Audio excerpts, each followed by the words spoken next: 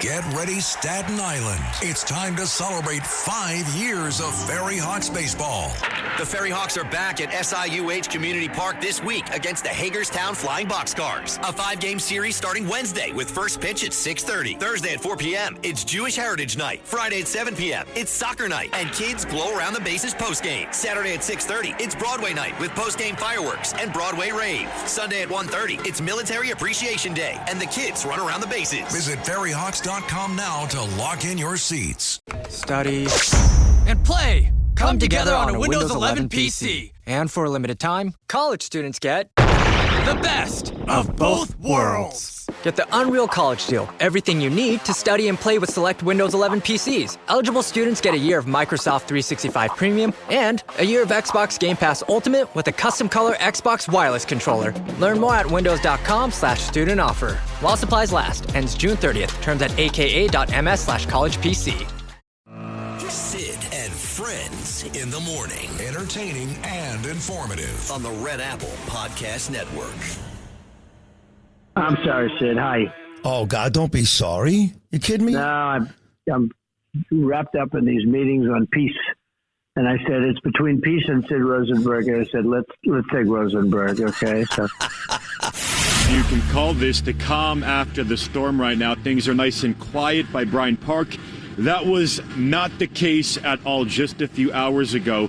Scenes of chaos and craziness. So a lot happening here. To recap, we saw everything from fights breaking out, people on scaffolding and jumping on police cars, crowds trying to take down signs, and police trying to control the chaos, pushing crowds back and appearing to use pepper spray. Some officers even suited up with helmets and batons.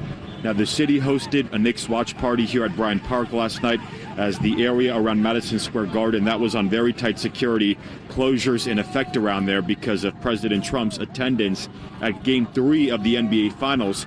This is just the latest case of a situation spiraling. We have been watching some of these outdoor Knicks watch parties turn rowdy and out of control over the past few weeks with thousands of people flooding these events and arrests being made. We saw some people in the videos being detained last night. Still no word yet on how many arrests were made last night. We have reached out to the NYPD for more information regarding that. And also another big question this morning, what is the future of these watch parties going to look like heading into these future games after the chaos that we saw erupt last night? The World Cup is supposed to be a celebration of the world as a whole. And some of the decisions that we've seen been taken by the federal administration, be it the denial of visas for journalists from certain countries or the rejection of a visa for a coach of a team, as well as single-day visas for specific foreign national teams. This is anathema to what this tournament is supposed to be about. If we cannot even allow the players, the teams, and the journalists covering those teams to come into this city and this country, then it begs a larger question about our commitment to the spirit of this tournament. And we want this to be a tournament that reflects our commitment to us being part of something larger than ourselves, and that's the world's game, which everyone should be able to be a part of. Blaming the Jews seems like a risky defense for a guy with a Nazi tattoo who's trying to convince people that it was just an innocent mistake and it doesn't mean anything. Are you concerned that your party has an anti-Semitism problem? He's going to have to speak for himself, and that's what any candidate, particularly in a high-profile race, is going to be called upon to do. Listen, the effort to crush anti-Semitism in America shouldn't be a partisan issue. It can't be a red or blue issue. It's a red, white, and blue issue. It's an American issue, and we should all be committed to crushing anti-Semitism and all other forms of hatred into the ground, bury it, and make sure it can never rise again. Stefan Castle, huge free throw here. Oh, so clutch for Castle. The Knicks will use their final timeout. That makes it a 4-point game. Brunson's looked like they're going to lob it. Nope. Anunoby, corner three, fires away. Shot's no good. And the Spurs win. What a response from San Antonio. They do it again. An inspiring road win. And they are right back in the series. The Knicks lead cut 2 games to 1. Just what was better tonight about the late game execution? Less mistakes, more control. You said that Game 2 was going to fuel you. How did it fuel you tonight? I mean, in the way we see it, it's the little things. We were more serious, with less mistakes, less turnovers. It's a whole. In one of the late game huddles, I heard Mitch Johnson tell you guys, it's not about our offense. It's going to happen on the defensive end. What was better about the defense? Absolutely. Defense fuels offense and vice versa. But what was better in the defense was communication, being early. And you also said it was about not making mistakes. It was also about Stephon Castle's big three-point shot. What did you think when that went in? Oh, no, I mean, he's great. I'm not surprised. He's got great poise. It's hard to put into words how valuable he is to us and to me. Victor, to come into this building and to steal this Game 3, just what does it do for you guys and your confidence going into Game 4? Nothing really. We're all the time confident. Did what we were supposed to do, but our job is absolutely not done. We're not even halfway. The hardest is still to come. First of all, I want to make sure I get something clear. Coach Mitch Johnson and the Spurs, they won the game tonight. They came and took the game. But I will say this: I never thought I'd be in the NBA Finals and see a team get 24 free throw attempts in the second half to another team's 8. And I don't think I complain much about officials or the fairness when it comes to the free throw attempts. San Antonio is a great team. They're a great team. Okay? It's going to lower our odds big time if we play Game 4 and in the second half they get 24 free throw attempts to our 8. And maybe we were fouling. But they fouled too. Cat gets the ball off a loose ball rebound, and he shoots it, and he gets whacked across the arm, and they hit the ball, and it goes out of bounds on the baseline. There's no foul. There were opportunities for fouls to be called to at least try to even the free throws out. Now, we didn't play good. San Antonio played great. We could have played better. There were a lot of things that we didn't do that we did in Game 1 and Game 2. But to go 24 free throw attempts in a second half, that's 48 for the game if you think about it the way that they called that second half, compared to 8. All the shots we took, we got fouled 4 times, roughly, for 8 free throw attempts. Again, I don't complain much. I never thought I'd see that in an NBA Finals game. And I saw it tonight. I don't want to talk about it. I told y'all Trump would mess everything up. It's his fault. Yeah, Jalen Brunson didn't pass the ball. He shot twice as much as everybody else. OG Anunoby had 28 points and 13 shots. Jalen Brunson had 32 points and 25 shots. It was like he was trying to win MVP. It's not how they played the first 2 games. But it's all about Trump. Trump ruined this. President Donald Trump showed up here and disrupted the vibe, disrupted the momentum, disrupted everything. And the New York Knicks faltered because of it. It's all his fault. That's all I have to say. President, ESPN commentator Stephen A. Smith, who was talking about running for president, said he would blame you if the Knicks lost the game. How do you respond to that? I think he's a nice guy. But you need a certain aptitude to run for president. You need a high IQ. I'm not sure that Stephen has that. I don't think he does, actually. 3:16 in the town that just screwed Spencer Pratt, and 1:16 p.m., where I'll be next Thursday night, Tel Aviv, Israel. It ends tonight. Something ended last night, and something needs to end as of last night. What ended last night? Well, a 13-game postseason win streak for the New York Knicks. They'd gone almost 50 days, 50, without losing a postseason playoff game. They lost Game 3 of their first-round series against the Atlanta Hawks. We all know that they fell behind 2-1 in that series, and we were all wringing our hands, and, oh, my God, where's Tom Thibodeau? What are we doing? First-round exit. And then they never lost. They took 3 straight from Atlanta in dominating fashion.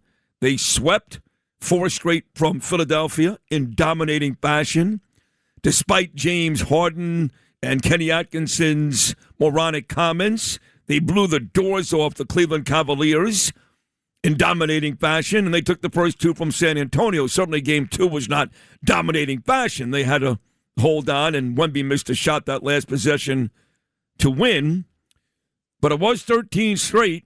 It was 4 series of not losing basketball games, and that's over. So that ended last night. What should end as of last night are these watch parties. Now, if Stephen A. Smith is going to continue this ridiculous, and listen, he's getting a lot of attention. He was on this show yesterday. It's kind of, Greg Kelly was all over Stephen A. Didn't even mention he was on our show yesterday. You probably didn't know. I love Greg, but Greg should pay more attention to who's on the station. You went off on Stephen A. for like 10 minutes. We had him on the show, Greg. But regardless, if Stephen A. is going to continue this nonsense, he sounds ridiculous. I disagree with Trump. He is a smart guy, and he's a very entertaining guy, and there's a reason why he's the highest paid guy, him or McAfee at ESPN. But this contention that President Trump cost the Knicks the game last night is beyond stupid. It really is stupid. I didn't see President Trump call a foul on the Knicks last night. I didn't see President Trump shoot 30% from the floor last night. I didn't see President Trump turn the basketball over last night. I mean, beyond ridiculous. It's dumb. But I've also invoked politics into this, in that I believe the reason why these watch parties, which need to end, there were 3 big ones last night, Woolman Rink again in Central Park, Brooklyn Bowl, and Bryant Park. And Bryant Park turned into complete chaos, rioting. I saw black girls dancing on cars who have no idea who's even on the Knicks. I saw white kids hanging from streetlights and fighting and punching police and punching each other. It was embarrassing. And I've been saying this for days on this show, folks. I know you listen. That my fear was that this city was going to look a lot like Detroit and Los Angeles, and we're there. And I really believe in my heart of hearts, I really do, that the reason why, because look, I spoke to people in Jessica Tisch's office yesterday. We know the deal. She cannot come on this show anymore. She'll never admit it. She may get mad at me for saying this because she is her own person. She does not take orders from anybody, including the mayor, but she's taking orders, okay? I speak to Jessica and Delaney a lot, and they're never on this show. Why do you think that's the case? But the police, they want this series over with ASAP. Trust me, they're not having fun. Quite frankly, either am I. I'm exhausted. I walk in every day after these games, and I'm lucky to get 2.5 hours sleep. I've had enough. So the police are doing the best they can. If not for Jessica Tisch, it would be even worse. Just trust me, it would be even worse. But you can't control these animals. They're not real Knicks fans. How many days have I been saying, do you think these kids at these watch parties are watching the Knicks and the Portland Trail Blazers in November? Stephen A. Smith is like, grow up, Sid. No, I'm not going to grow up. Steve, I know what I'm talking about. They're showing up because it's an excuse to throw on a jersey and party and act like a bunch of idiots. They're not watching the Knicks and the Memphis Grizzlies in December like I'm doing. None of you are. None of you are. I get pictures all the time. Look at me in my Knicks jersey. You're not watching the Knicks and the Pacers in January. You're not. But yet you deserve a ticket to the game, and you should be able to party in the streets of New York City, and that would be fine if you can control yourselves. But the city, I believe, has taken on the personality of the mayor. And the mayor, with his ridiculous smile and his stupid Knicks jersey, sitting up in the rafters again last night with 4 or 5 lawmakers here from New York. He's in the flight pattern for JFK, this moron. Smiley-faced mayor. This city has taken on his personality. What is his personality? Chaos. That's it. He loves the chaos. He loves to see 6,000 pro-Hamas animals roam our streets. He doesn't care about this. He's not embarrassed by this. He thinks kids will be kids. Remember the snowball fight when 2 cops got hit in the face? 1 cop got hit in the eye. What did our idiot mayor say? Kids will be kids. And I'm sure he's saying the same thing today. He should be humiliated. He should be embarrassed, sitting there smiling at a Knick game like everything is going fine when his citizens are on the streets making us look like a third world country, looking worse than L.A. or Detroit. He's not embarrassed, but I am.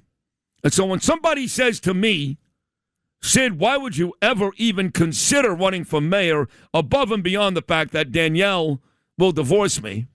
She may anyway, but why would you do it? That's why.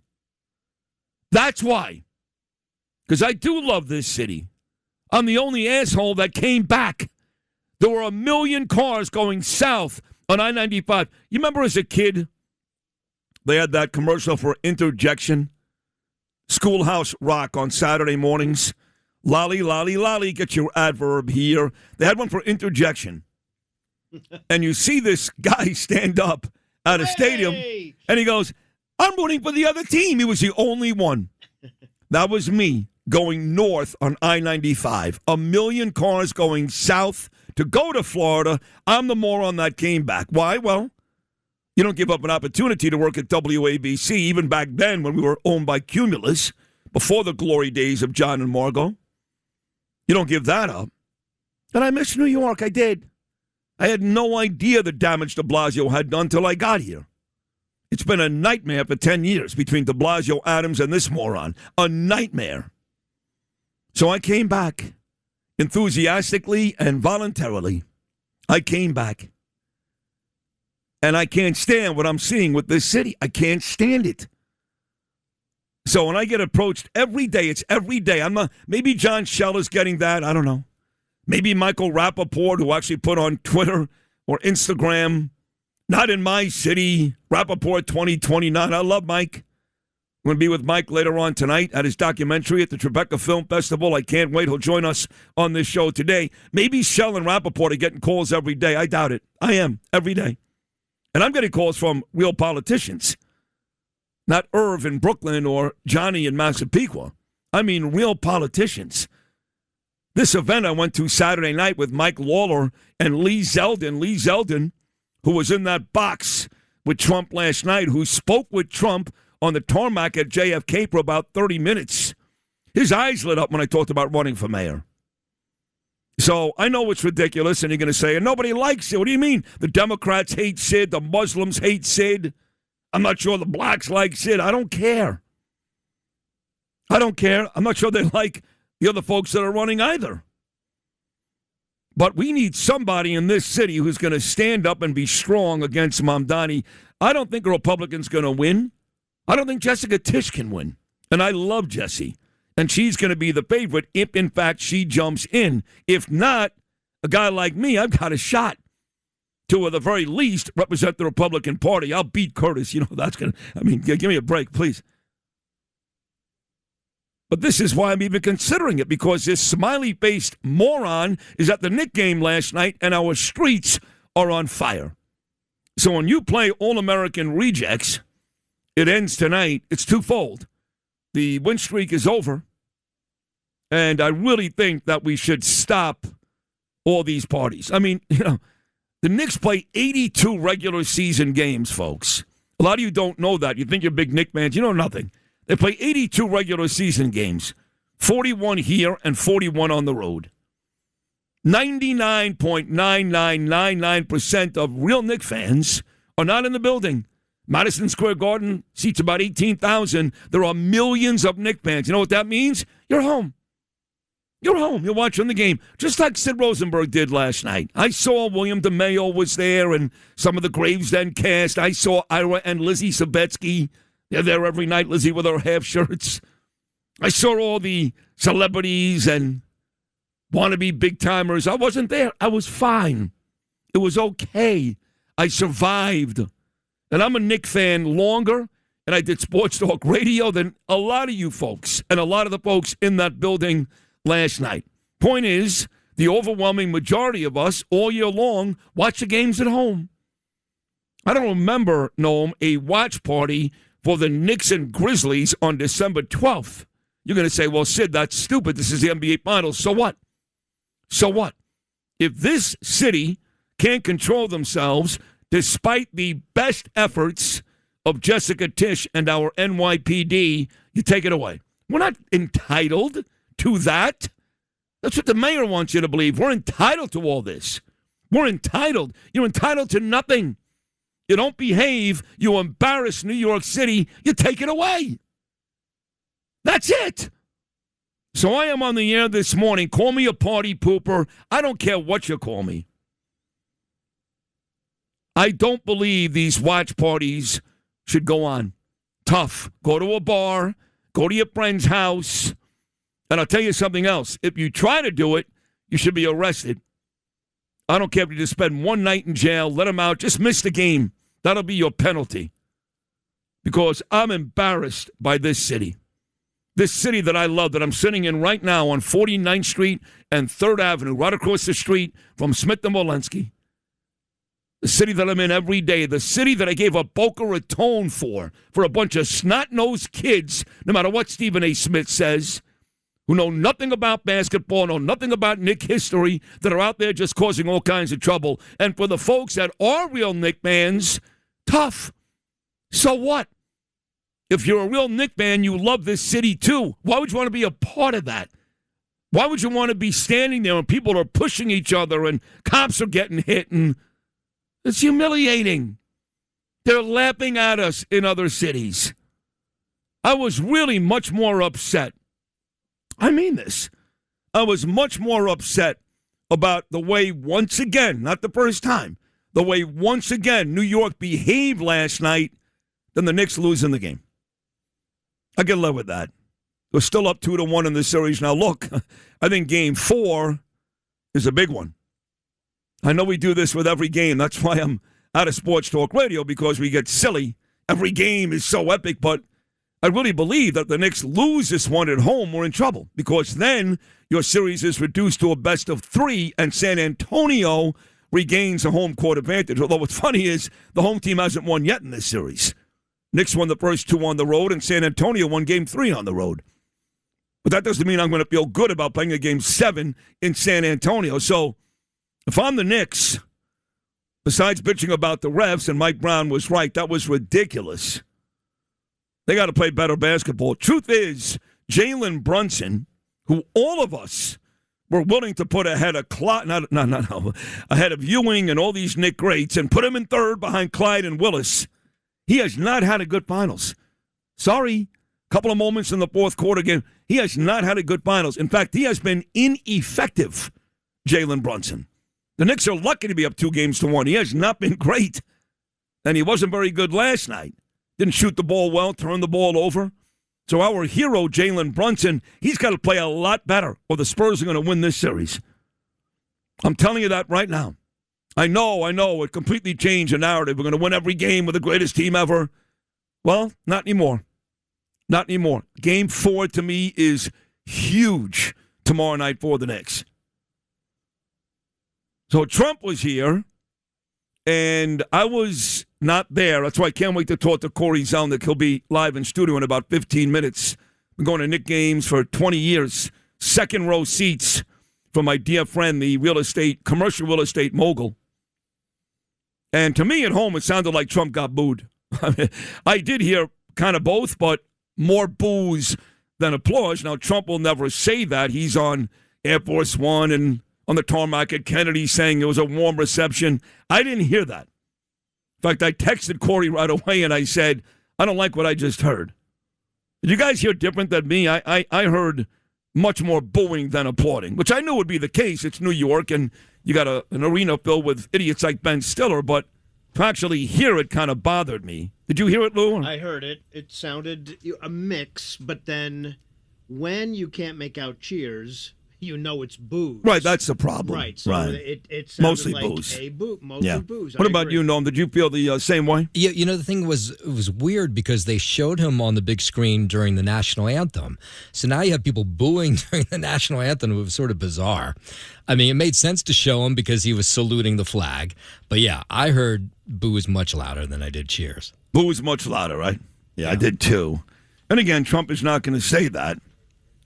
So Trump and Stephen A. Smith going back and forth. And again, you heard Stephen A. Smith on this show yesterday going on and on that if the Knicks lose, it'll be Trump's fault. And then I got a bunch of messages from listeners after the Knicks did lose that said, oh, my God, Stephen A. is going to be going off on Trump this morning. But you knew they were going to do that. But Trump actually fired back at Stephen A. on the tarmac at Kennedy Airport and did the whole low IQ thing. So I guess this was in the open. I guess we'll do it one more time. This was after the game last night. Stephen A. Smith blaming the Knick loss on President Trump. Not on the bad shooting, not on the turnovers, not on the referees who are clearly one-sided. Usually you get a playoff game at home, you get the home cooking. The Knicks did not get that last night. You almost got the feeling that the NBA wants this thing to go 7. Oh, God, they don't want to sweep. Oh, no. You think? Yeah, what? right. What? It almost. I hate to say it, but when President Trump said last night this thing was rigged like the 2020 election, he may be onto something. Oh, I can't see that. Yeah. So here is Stephen A. after the game blaming Trump. This is cut number 3. I don't want to talk about it. I told y'all Trump would mess everything up. It's his fault. It's his fault. Yeah, Jalen Brunson didn't pass the ball. He shot twice as much as everybody else. OG Anunoby had 28 points on 13 shots. Jalen Brunson had 32 points on 25 shots. It was like he was trying to win MVP. It's not how they played the first 2 games. But it's all about Trump. Trump ruined this. President Donald Trump showed up here and disrupted the vibe, disrupted the momentum, disrupted everything. And the New York Knicks faltered because of it. It's all his fault. That's all I have to say. No, it's silly. I mean, it's beyond silly. Was he dribbling the ball? I guess. Yeah. He turned it over. So, you know what's funny? I got a text just now, 6:19 a.m., actually 15 minutes ago, 6:19 a.m. from the aforementioned Stephen A. Smith. And he texted me the audio. He loves the fact that Trump is talking about him. You know that. That's why Stephen A. Smith is not a dummy. He's actually a genius because he found a way now to get President Trump to talk about him, which never would have happened if he just gave us game analysis. So Stephen A. is texting me, which you already have, obviously, President Trump's Kennedy Airport tarmac comments at 6:19 a.m. I just texted him back. I said, we're playing it right now, and we'll play it again. It was in the open. So here was President Trump's response to Stephen A., blaming him for the loss. Lewis, this is Trump, cut number 4. ESPN commentator Stephen A. Smith, who was talking about running for president, said he would blame you if the Knicks lost the game. How do you respond to that? I think he's a nice guy. But you need a certain aptitude to run for president. You need a high IQ. I'm not sure that Stephen has that. I don't think he does, actually. So he does this with everybody these days. Everybody's a nice guy. Mamdani's a nice guy, but he actually calls Mamdani smart. Here, he said Stephen A. Smith is a nice guy, but he's basically a moron. That was President Trump.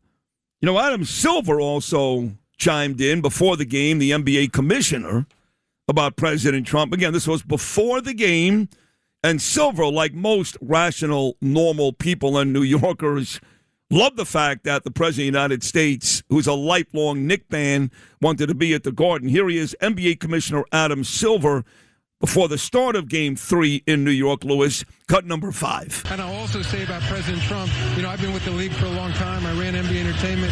Years ago, he did an I Love Kids game spot with us. He was a fixture at NBA at Madison Square Garden. You guys remember, all of you, when you played here, not Draymond, but back in the old days, he had courtside seats. He was here all the time. He was at drafts, so he's a genuine Knicks fan. Even Whoopi Goldberg, the hag, one of the grotesque hags on The View, she needed to find a way to include Mamdani, which she did, made me nauseous. She couldn't just keep it to Trump. She had to include Mamdani. But even Whoopi Goldberg defended Trump being at the game last night. This is courtesy of ABC and The View, Lewis, cut number 6. I'm sorry.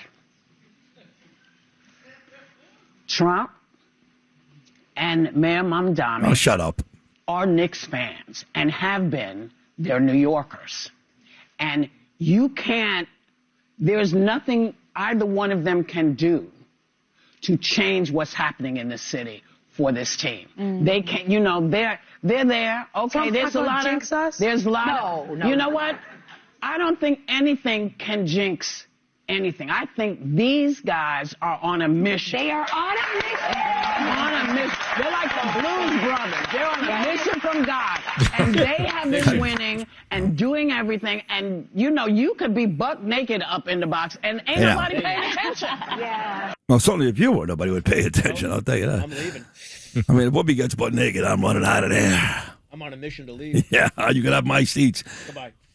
So, look, the series goes to Game 4. The Knicks are still winning, which is good news. They've got Game 4 at home tomorrow night, so I'm not about to freak out just yet, although, again, I do think tomorrow night's game is really important. We'll talk to Bryant Geltzeiler, and Bryant Geltzeiler is so good that Mike Francesa brings him on to discuss NBA. He really does.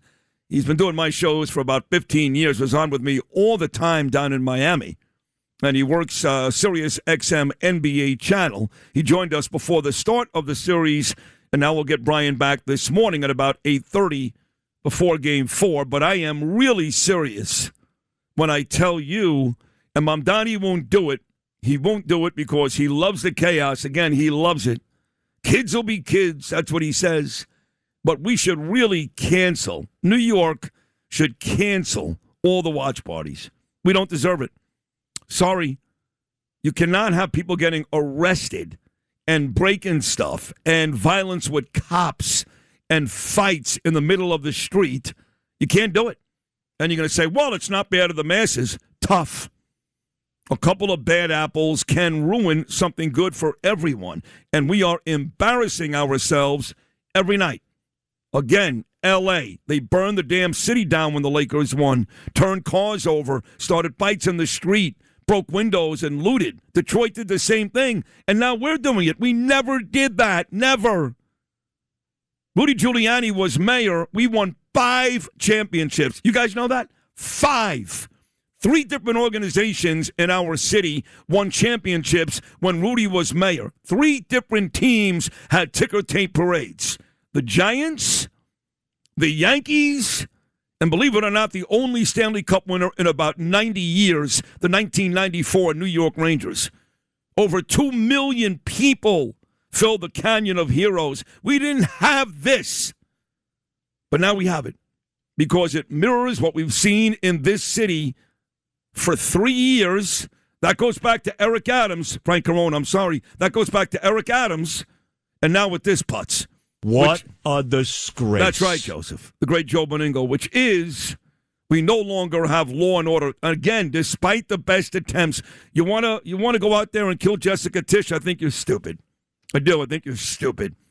As bad as the city has looked, it would look 10 times worse if not for the great efforts of Jessica Tisch and our proud NYPD. They don't have enough cops. There's not enough, and they can't really do anything. These cops would love to punch these scumbags right across the face. They've got no immunity. They can't do anything.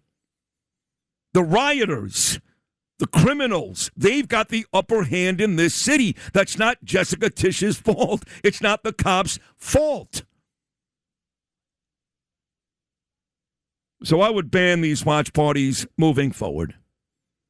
And if I was mayor, and maybe I will be one day, I would announce this morning early that I'm disappointed in New York. I love this city. I love this city more than Mamdani does. Is anybody in their right mind, are they really going to argue who loves New York City more, Sid or Mamdani? Come on. I love this city 10 times more than Mamdani. I don't like the fact of being embarrassed every night. I would announce this morning that it pains me to say this because I want New Yorkers to revel at every opportunity. A public revel is a good thing. But we're not doing that. So much like a parent scolds a child, sorry, you're grounded. We need to be grounded like mommy and daddy would do to Gabriel. We need to be grounded. I think we have forfeited this wonderful opportunity to enjoy the NBA Finals. I think we have forfeited that. So I want to cancel it. Are you mad at me, no? I'm not, but when you go back to early in the playoffs when they first started doing these parties outside the Garden, it was families that were showing up, right? It was like, dad with their kids and stuff like that. And you had the 20-somethings as well. But then at some point, and I'm not sure when, it was the rowdy crowds that took over this because party. The parents were at some of these things and they didn't want to be there with their kids. And that's exactly what happened. They said, okay, I'm not bringing my 10-year-old kid to this because we might get injured. And then what happened last night, the party at Bryant Park, these 3 parties that were sponsored by the city, you had to register, right? So they wanted to know who was showing up. And what happened last night is the people who were registered, they were allowed onto the grass. And then this huge crew of people showed up who also wanted on but hadn't registered. And they were the ones that started fighting with police officers. And they couldn't stop them. No. The cops were outnumbered. They were outnumbered, but they started using pepper spray. There were cops in riot gear. This is ridiculous. One cop was hit by a bottle. They made at least 7 arrests last night. My guess is that number will go up as the morning wears on. But it was, so you had people who were on the green who did right. They signed up for this thing and they were there just to, be part of this Knick fandom. But even people who were inside Bryant Park, this shows you just the attitude, is they said, wait a minute, where's the party at? The people who actually, registered, they wanted to know how come there wasn't more of a party. I'm like, dude, the party is watching the game with other fans, but they don't seem to get that. Go home. That's it. Stop it. Stop it. Exactly. Stop them. Just stay home. Just like I did last night. I got to watch the whole game. Nobody hit me. And I went to bed. And I was already home. And it was fine. And that's what we need to do. Again, it's not going to happen. Because Mamdani loves the chaos. And he thinks he's doing the city a favor by allowing all this anarchy. That's what it is. Complete anarchy. He loves it. So trust me when I tell you, what I am asking for this morning is not going to happen. It would only happen if I was the mayor, which I'm not. And, of course, he also found time to bitch at Trump again yesterday, Mamdani, about the ban list for World Cup soccer. Andrew Giuliani will join me in about an hour. He spent a lot of time with Brian Kilmeade yesterday on Fox and Friends and then again on Kilmeade's syndicated Fox News radio show. And we are now just a couple of days away from World Cup soccer. Who do we play again? I forgot. Our first game is what, the 14th? God, I have no idea. I don't know. I can look it up, but I don't know. Yeah. I know I'm sending Makeda, Bill O'Reilly's assistant, to go see France play Senegal. Actually, Coronas. But I don't have the whole schedule in front of me. We'll talk to Giuliani later on today. But Mamdani, very upset with Trump. Again. And President Trump is still going to call him a nice guy. Man, that's getting annoying. Here was Mamdani yesterday at the World Cup presser. He didn't say Trump. He said administration, but he was ripping Trump.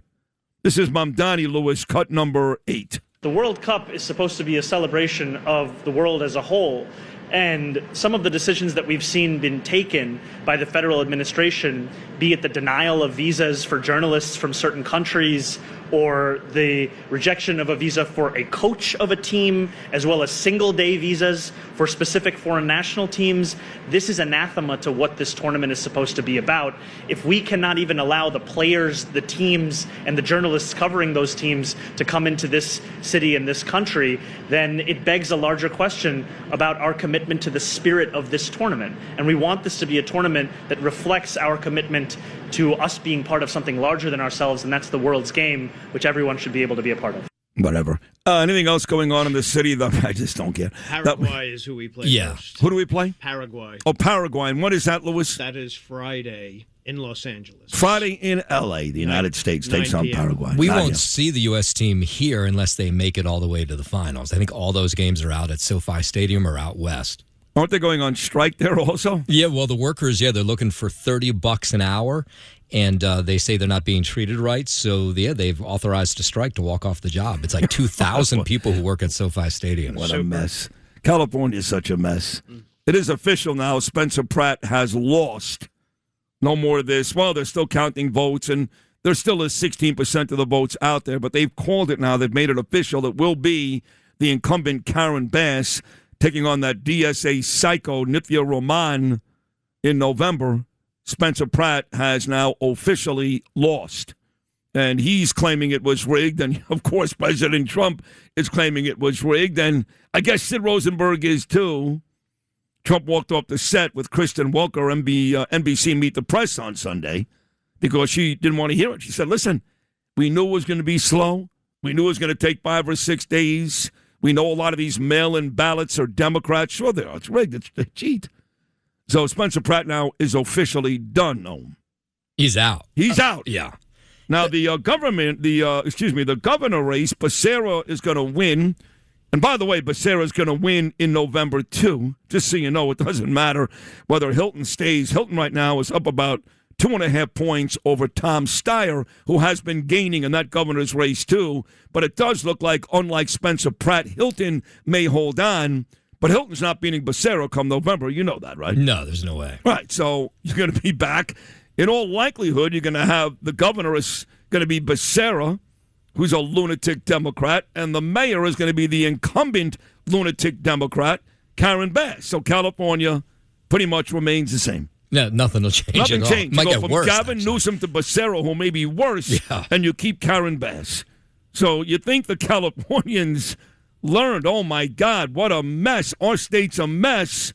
Instead, they're voting status quo. Or there's just a lot of cheating going on, and our guy Spencer got screwed. You think he got screwed? No, I don't know that there's cheating, but I do think they have to change the way they vote, because everybody gets a mail-in ballot, and as long as it's postmarked by midnight on election day, they'll count those ballots. So ballots that come in 6 or 7 days later, that's why these things take so long to count, is because they'll wait until the following Monday after the election. Yeah. And if that ballot is postmarked on election day, then it counts. And then you just you feel like there's a whiff of something not right is going on here, right? I don't know. I mean, even Steve Hilton, when they asked him over the weekend, they said, have you seen any fraud? Have you heard any fraud? And he says, I have my people out there. I haven't seen any fraud. Now, that might change in the next 24 hours, but that's what he said over the weekend. 5 states, maybe 4, primaries today. It's another big primary Tuesday. You folks may not be aware of that. That's why you listen to me, because I tell you what's going on. North Dakota, South Carolina. South Carolina is interesting because President Trump did not endorse Nancy Mace for governor. He did not endorse Nancy Mace for governor. She's furious no matter what she says. Instead, he endorsed Pamela Evette, who happens to be the lieutenant governor right now. So that's a big one. And, of course, the biggest one today is the state of Maine, where this Jew-hating psycho, one of the very few veterans that I can honestly say I hate, Graham Platner, he's running today. Now, it was pretty much fait accompli that he was going to be the Democrat candidate taking on Susan Collins in the election in November, but because the last couple of weeks there's been so much ugly press about Platner and how abusive he was to a bunch of ex-girlfriends, a bunch who came out publicly and said, this guy was abusive, he's weird, he's dangerous. So above and beyond the fact that he was saying things like he thinks it's okay if veterans die, he was happy Chris Kyle got killed. You can't make this up. Turns out he's a very dangerous guy. Graham Platner, a very dangerous guy. So the person that was running against him in this primary was the governor, Janet Mills. But Janet Mills, basically back in April, she stopped campaigning because she felt like Graham Platner couldn't be beat. So she has spent the last couple of months, her name is still on the ballot, doing nothing. But the last couple of weeks, now the governor, Janet Mills, is talking again because of all this very ugly press about Graham Platner. I still think he's going to win, but it does make it interesting in the state of Maine today. Right, no? Yeah, well, the narrative about Graham Platner initially was what attracted people to him was they've sold him as this ordinary oyster farmer from Maine, right? And who got into politics because he was mad as hell. And then we come to find out that he's not like your ordinary oyster farmer. He came from a wealthy family. He was abusive towards in the past towards girlfriends. He's cheated on his wife. These are all accusations, I should say. And so his name is still on the ballot, and you're right, he's going to win. But the latest poll showed in a face-to-face, he would face off against Susan Collins, who's like 800 years old.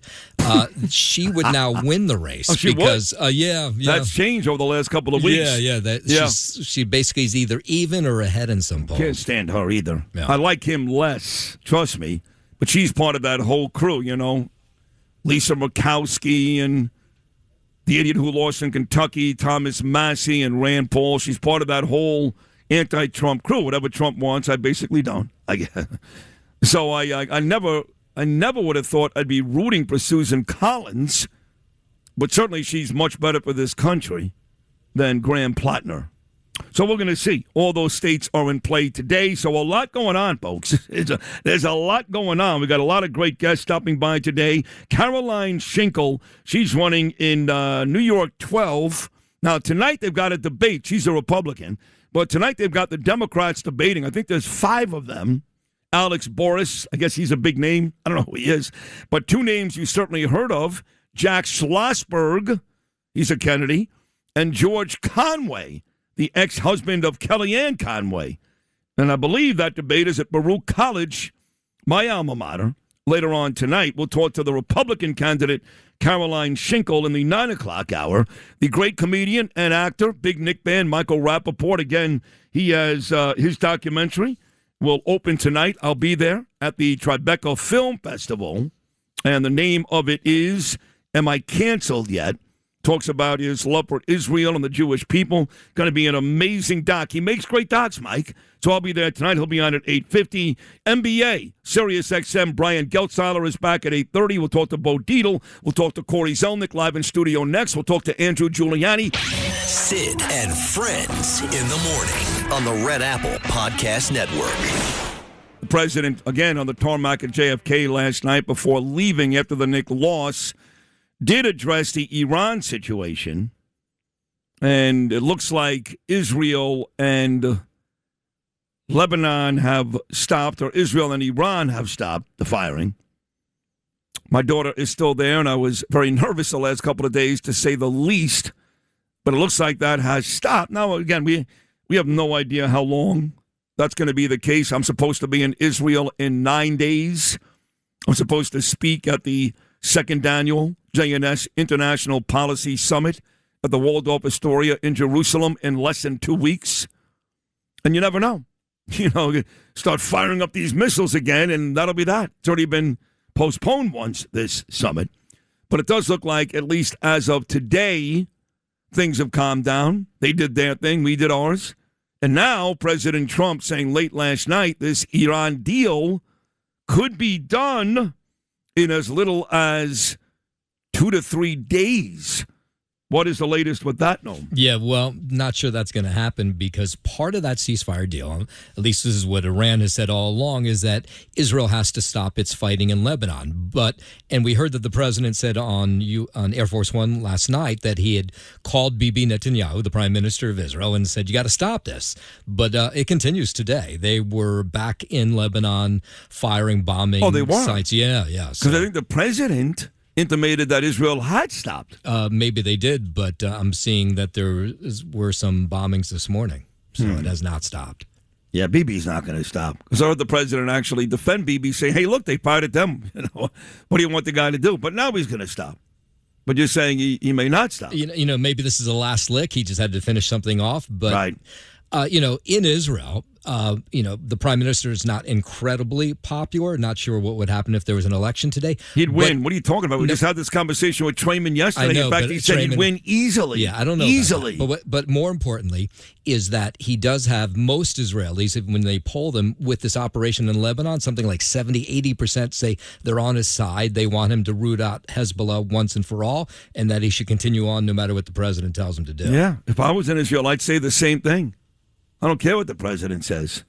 Again, the president, Thank God we're not worried about getting hit in Manhattan with a missile today, or Brooklyn, or Cincinnati, or Las Vegas. They're the ones getting hammered. These poor people living in Tel Aviv, Jerusalem, trying to go to work in the morning, and every 15 minutes these damn sirens are going off. They got to run into a bomb shelter. They've got little kids. Come on. What do you want the Israelis to do? Whether it's Hezbollah, or the Houthis, or Hamas, these terror proxies funded by Iran, they make life in Israel miserable almost every day. We don't have that here. So we can afford to be tough guys. Hey, don't do this. Hey, do that. Because we're not in danger yet. So it's a completely different dynamic for Bibi and Israel than it is for Trump and us. It's not even comparable, is it, Noam? No. I mean, it's like New Jersey firing at New York. So. Every day something happens, and where do they go? They go to Israel, not Boise. So it's easy for Trump to tell Bibi what to do, but if God forbid, I know it's a crazy hypothetical. I'm not even sure they can even do it yet. But if Iran hit somewhere in the United States with a missile, and Bibi called Trump and said, hey, Trump, calm down, which wouldn't happen because despite what the anti-Semites say, Trump's in control, not Bibi. But could you imagine how that would go? Trump, calm down. Well, I got 10 people dead in Cincinnati. Calm down. How would that go? Not well. No. So I love Trump, but it's real easy for Trump to talk because the danger level is not the same. Let's take a break. Cory Zelnik was at the Garden last night. I want to get the real bird's eye view. I heard more boos than applause for Trump. I didn't love it. I texted Cory. He could attest to that at the same time that it was happening. And a lot of celebrities there last night, and the city was a madhouse. Cory lives in the city like cats, so he can describe what it was like getting there and going home. We'll find out what Game 3 really looked like from a guy that was inside the building. This is Sid on Sports. Oh, my goodness! Sponsored by Peerless Boilers on 77 WABC.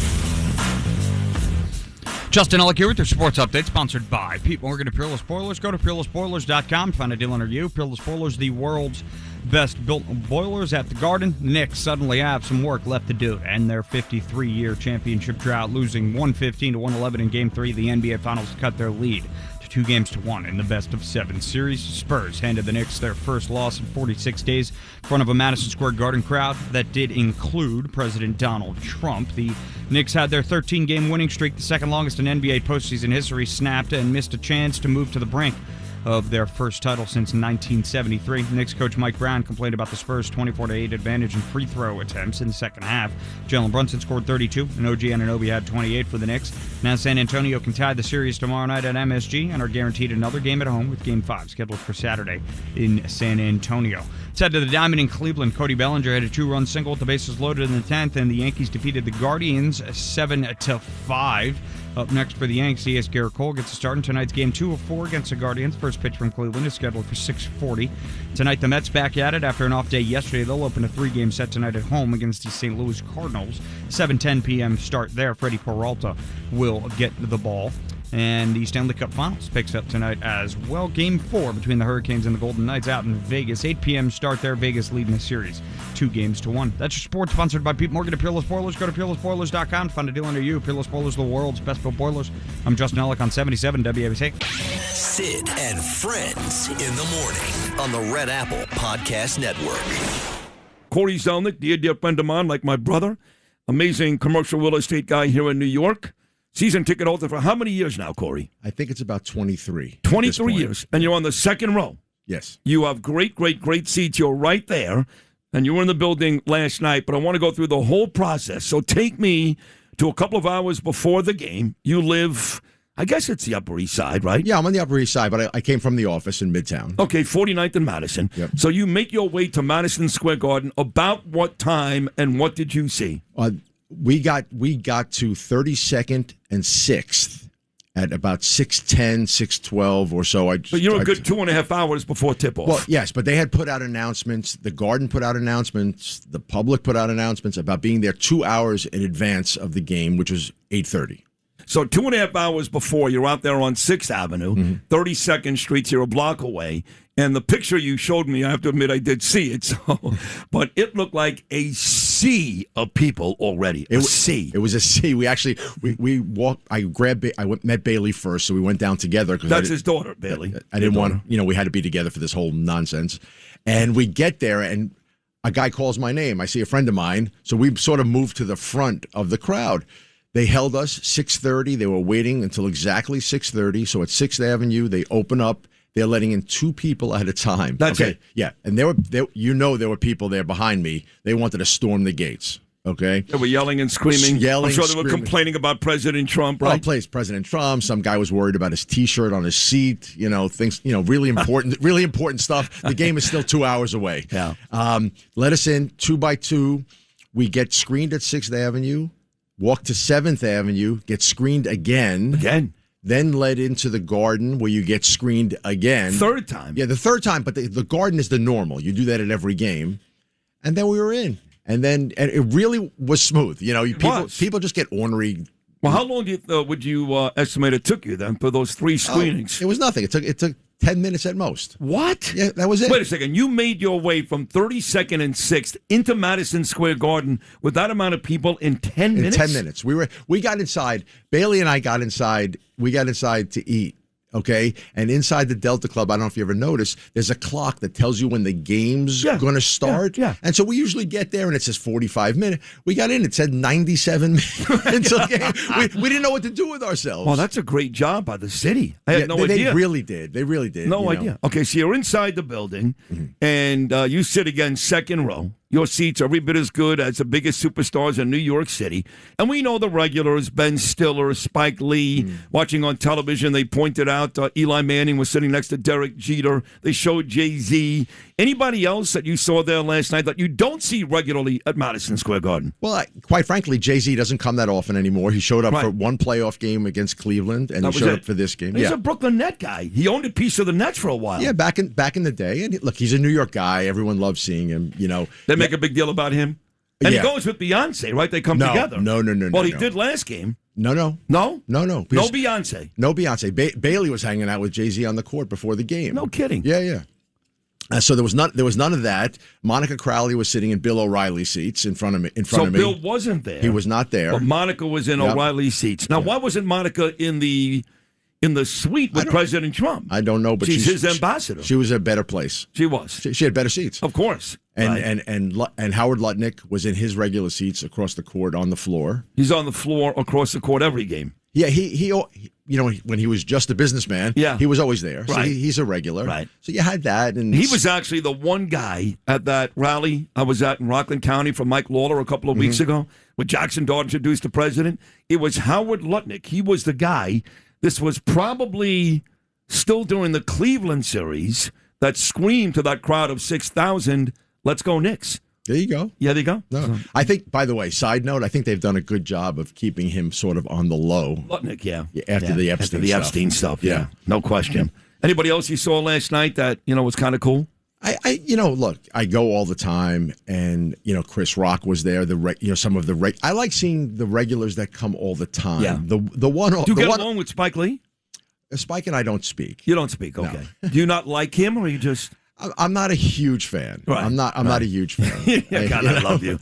You are the best. You are the best. Now, Steve Sharippa's filming in California, so he wasn't there. Right, Steve wasn't there. Yeah. Imperioli was pushed back 4 rows. Oh, Mike Imperioli was there. He was there. He was pushed back 4 rows. How was his hair last night?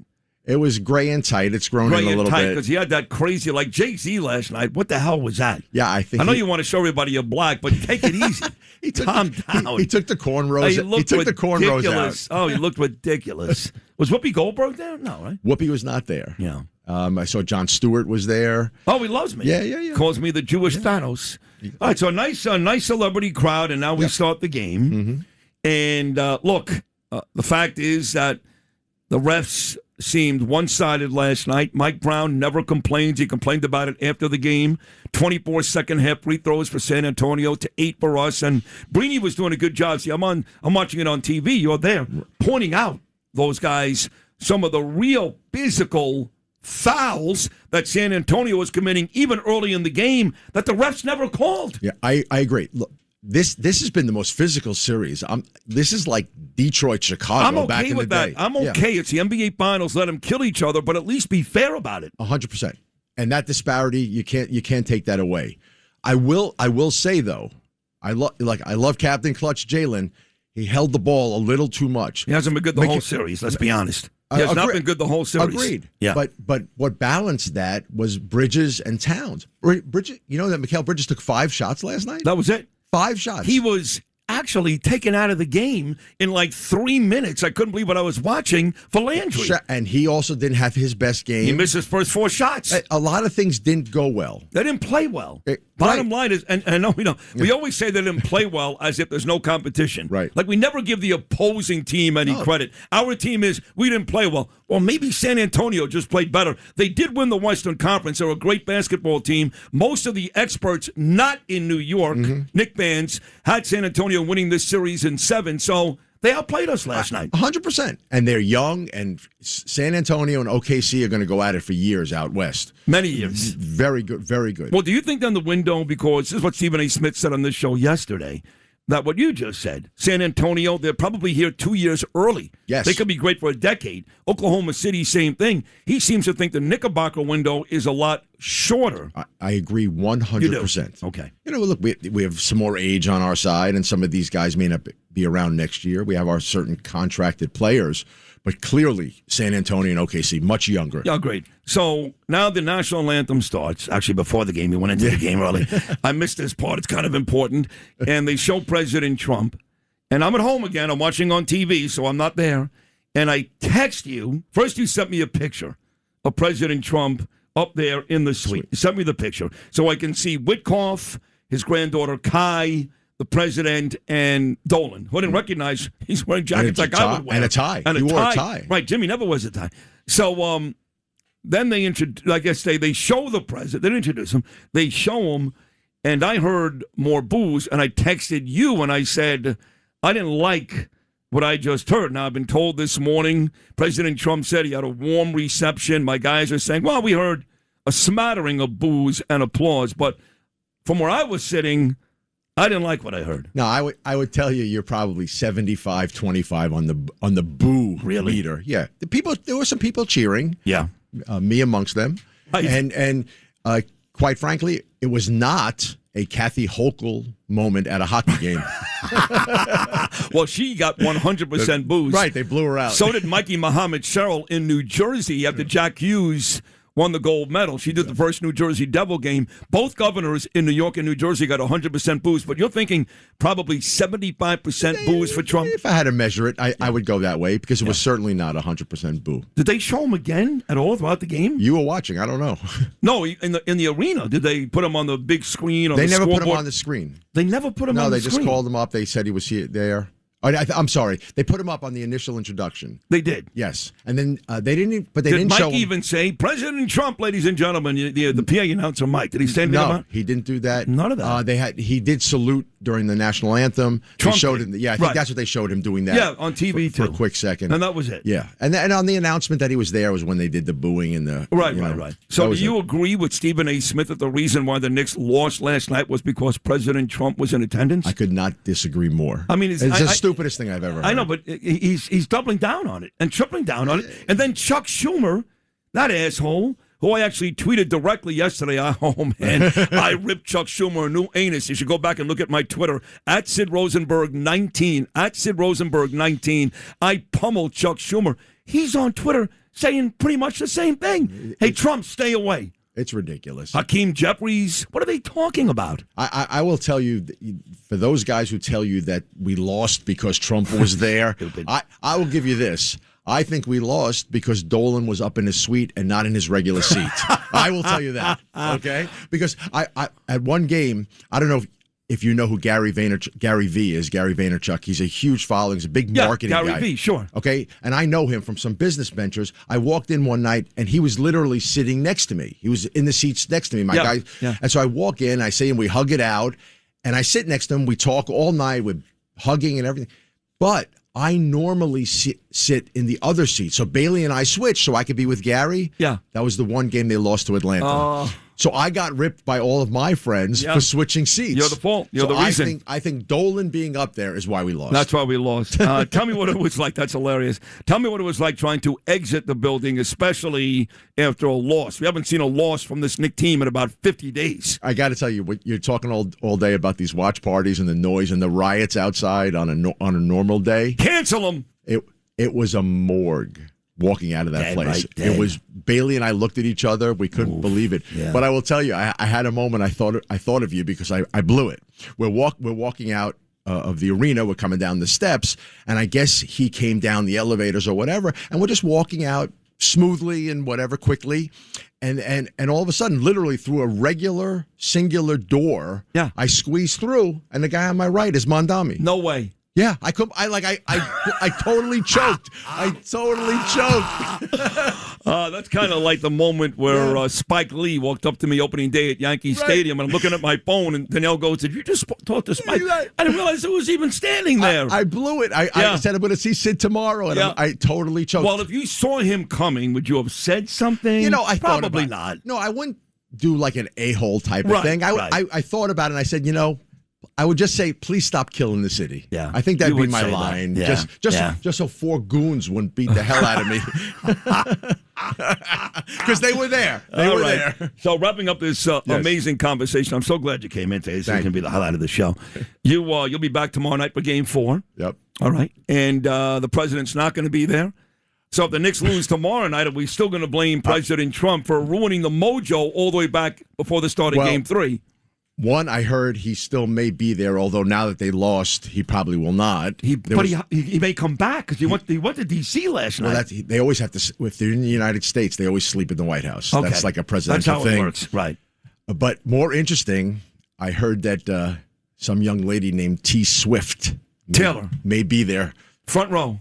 Her and Travis Kelce. So that'll cause some noise. Right. Well, she was there for the Nick Cavalier series in Cleveland. Well, he's from Cleveland. Right.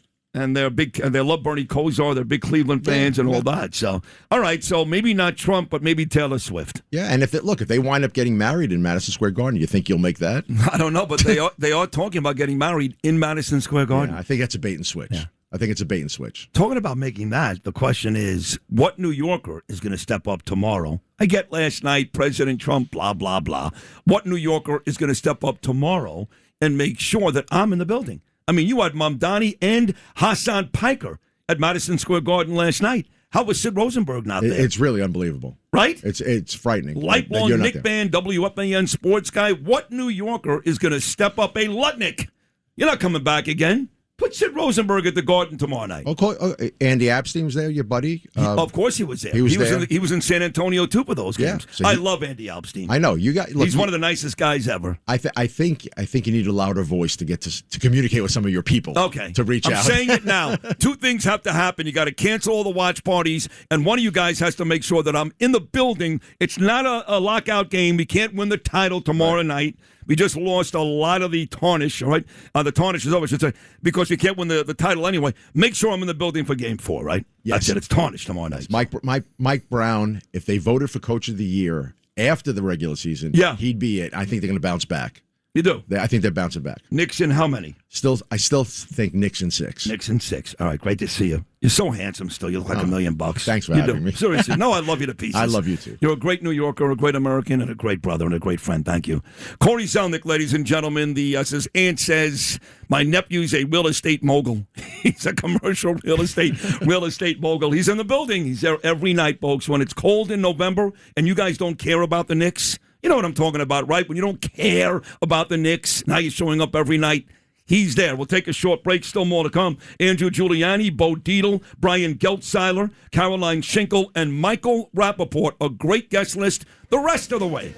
Sid and Friends in the morning on the Red Apple Podcast Network. Cory Zelnik was great in studio moments ago talking about the scene at Madison Square Garden last night. Knicks lose. And I got to tell you, I've been talking all morning long about the Knicks and Game 4 coming up tomorrow night. And again, if some big shot in New York doesn't invite me tomorrow night to this game, I've lost all hope in this city. I'm serious. I've lost all hope. Mamdani and Hassan Piker in the building, and I was nowhere near there. Ira and Lizzie Sabetsky, William DeMayo. Those are lovely people, but come on. I'm not going to beg, but it would be nice if one of you hotshots reached out and said, okay, Sid, fine. I got you. But I've been complaining all morning long about these watch parties. They're not. They're riots. And they need to be canceled. My son went to one last night. His little buddy's in from Florida. I felt badly saying it. But we have proven now, New York, that we can't control ourselves. We can't behave. Now, again, I blame the mayor because the mayor loves chaos. He loves it. He'd rather see pro-Hamas people in the streets than Knicks fans terrorizing innocent people. But he loves the chaos. And New York is taking on that persona. This is not the first night last night where there was arrests and fights and cops, stuff being thrown at cops, cops getting punched. What are we doing, folks? We're in the NBA Finals.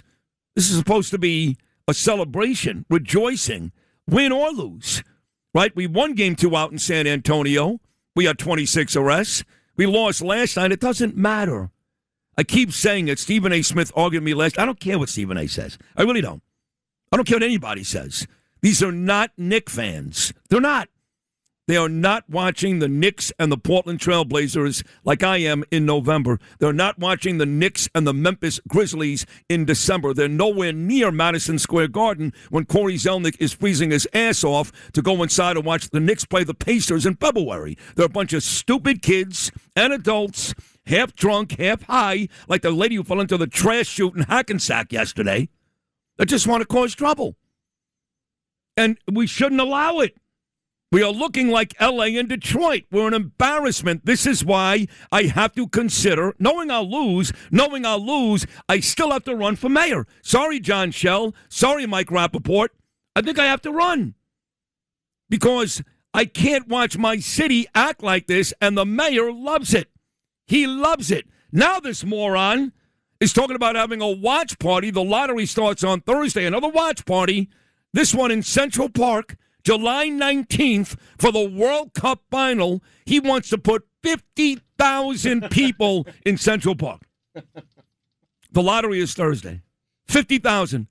Has he been? I know he's been inside the building, this smiling jerk-off. Maybe he's not aware of what's going on. Hey, Mr. Mayor, dickhead, maybe you should call Jessica Tisch this morning. I feel badly for Jessica. The city would be 10 times worse. If we didn't have a great police commissioner like Jessica Tisch, the city would be 10 times worse. But, Mr. Mayor, maybe you should talk to your police about how out of control this city is before you put 50,000 soccer fans in Central Park, douche face. Andrew Giuliani talking about soccer. He's coming up next. Sid and Friends in the morning on the Red Apple Podcast Network. The World Cup is supposed to be a celebration of the world as a whole, and some of the decisions that we've seen been taken by the federal administration, be it the denial of visas for journalists from certain countries or the rejection of a visa for a coach of a team, as well as single-day visas for specific foreign national teams. This is anathema to what this tournament is supposed to be about. If we cannot even allow the players, the teams, and the journalists covering those teams to come into this city and this country, then it begs a larger question about our commitment to the spirit of this tournament. And we want this to be a tournament that reflects our commitment to us being part of something larger than ourselves. The World Cup is starting in a couple of days, and all hell's about to break loose. And the guy in charge of it all is somebody I love dearly, and I keep saying this over and over again. We've been talking to this guy for a while about this. President Trump could not have picked a better person to take care of all this than the former great Rudy Giuliani's son, Andrew Giuliani. So here he is, my buddy Andrew. Andrew, we've talked about this for months and months and months. It's about here. But there was Mamdani again yesterday. And, you know, I keep yelling at the president. I text him, stop saying nice things about him. He did it again just 3 days ago. Called Mamdani a nice guy, a smart guy. He does tend to attack him now occasionally, but he always has to preface it by saying he's a nice guy. He's not a nice guy. He hates Americans. He hates cops. He hates Jews. He hates everybody. He's not a nice guy, but he does love soccer. But he took the administration to task yesterday. You heard that cut. What are your thoughts on that?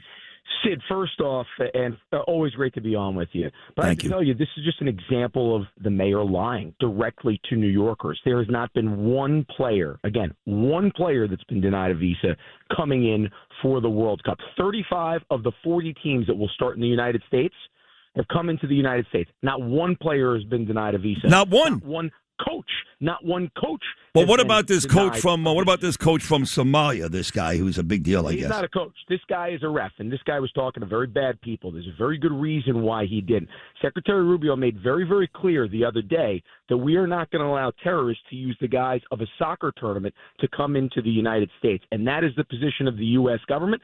If Mamdani wants to ultimately allow a soccer tournament to give people the opportunity, look, we've facilitated 35 of the 40 teams that will start in the United States of America already. The other 5 teams will be coming in the coming days. There's been not one player that's been denied. There's not been one coach that's been denied. There's been one referee that's been denied, and it's for very good reason. And we can't talk about that without being in a skiff. I can't talk about the reasons on the radio, but I could tell you we are executing the President and Secretary Rubio's vision on this. We are not going to let a soccer tournament get in the way of national security. And we're not going to let the soccer tournament be a reason for having bad actors come into the United States to potentially do harm against Americans. It's that clear. It's that simple. Maybe Mayor Mamdani does not care about the welfare of New Yorkers. Maybe that's just the case. But guess what? President Trump does. He's going to make sure that this tournament is successful. He's going to make sure that this tournament is safe in spite of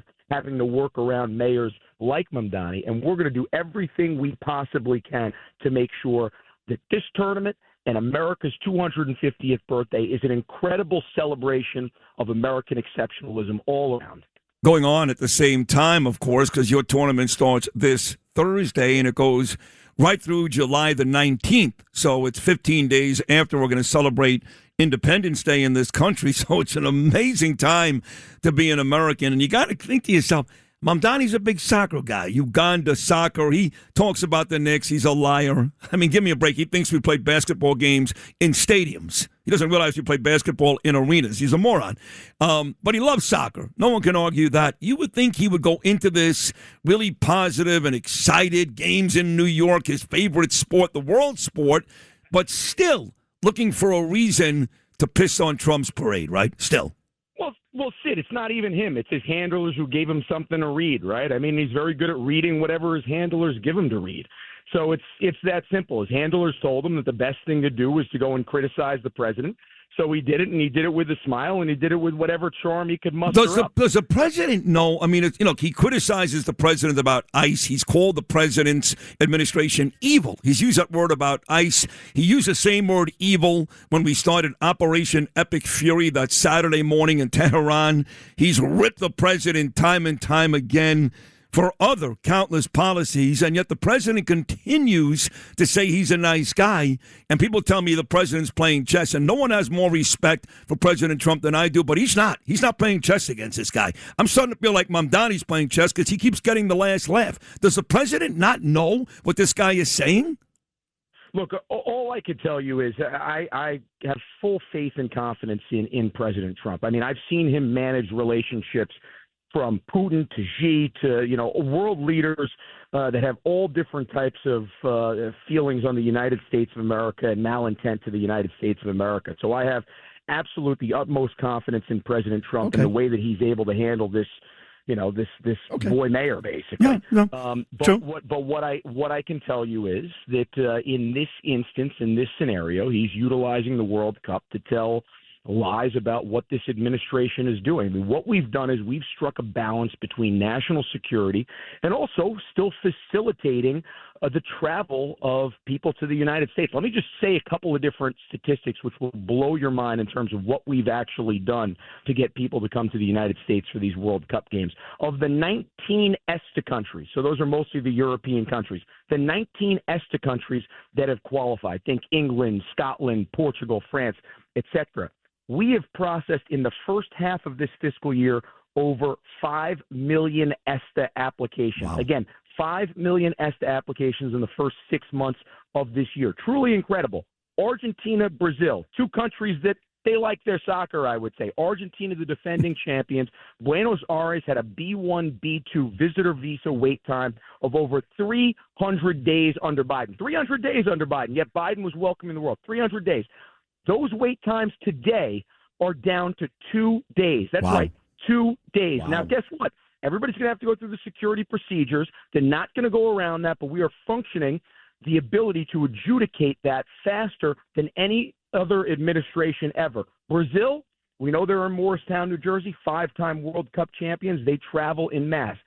700-day wait time under Biden Brazil had just to get your B1, B2 visa appointment. That's now down to 2 weeks today. There's no other administration other than the Trump administration that could do this and could strike that balance between making sure bad actors do not get in the country for this while still welcoming the world for our 250th birthday. Are you worried? Because you've mentioned that those two words, bad actors, a couple of times, and you keep talking about national security, which makes me happy because, I'll enjoy it. I'm not the biggest soccer fan in the world. You know that, Andrew, but I'll enjoy this. I'm a big patriot. I'm going to love every second of American soccer. But I'm more worried about the safety of Americans. So are you a little worried or not really?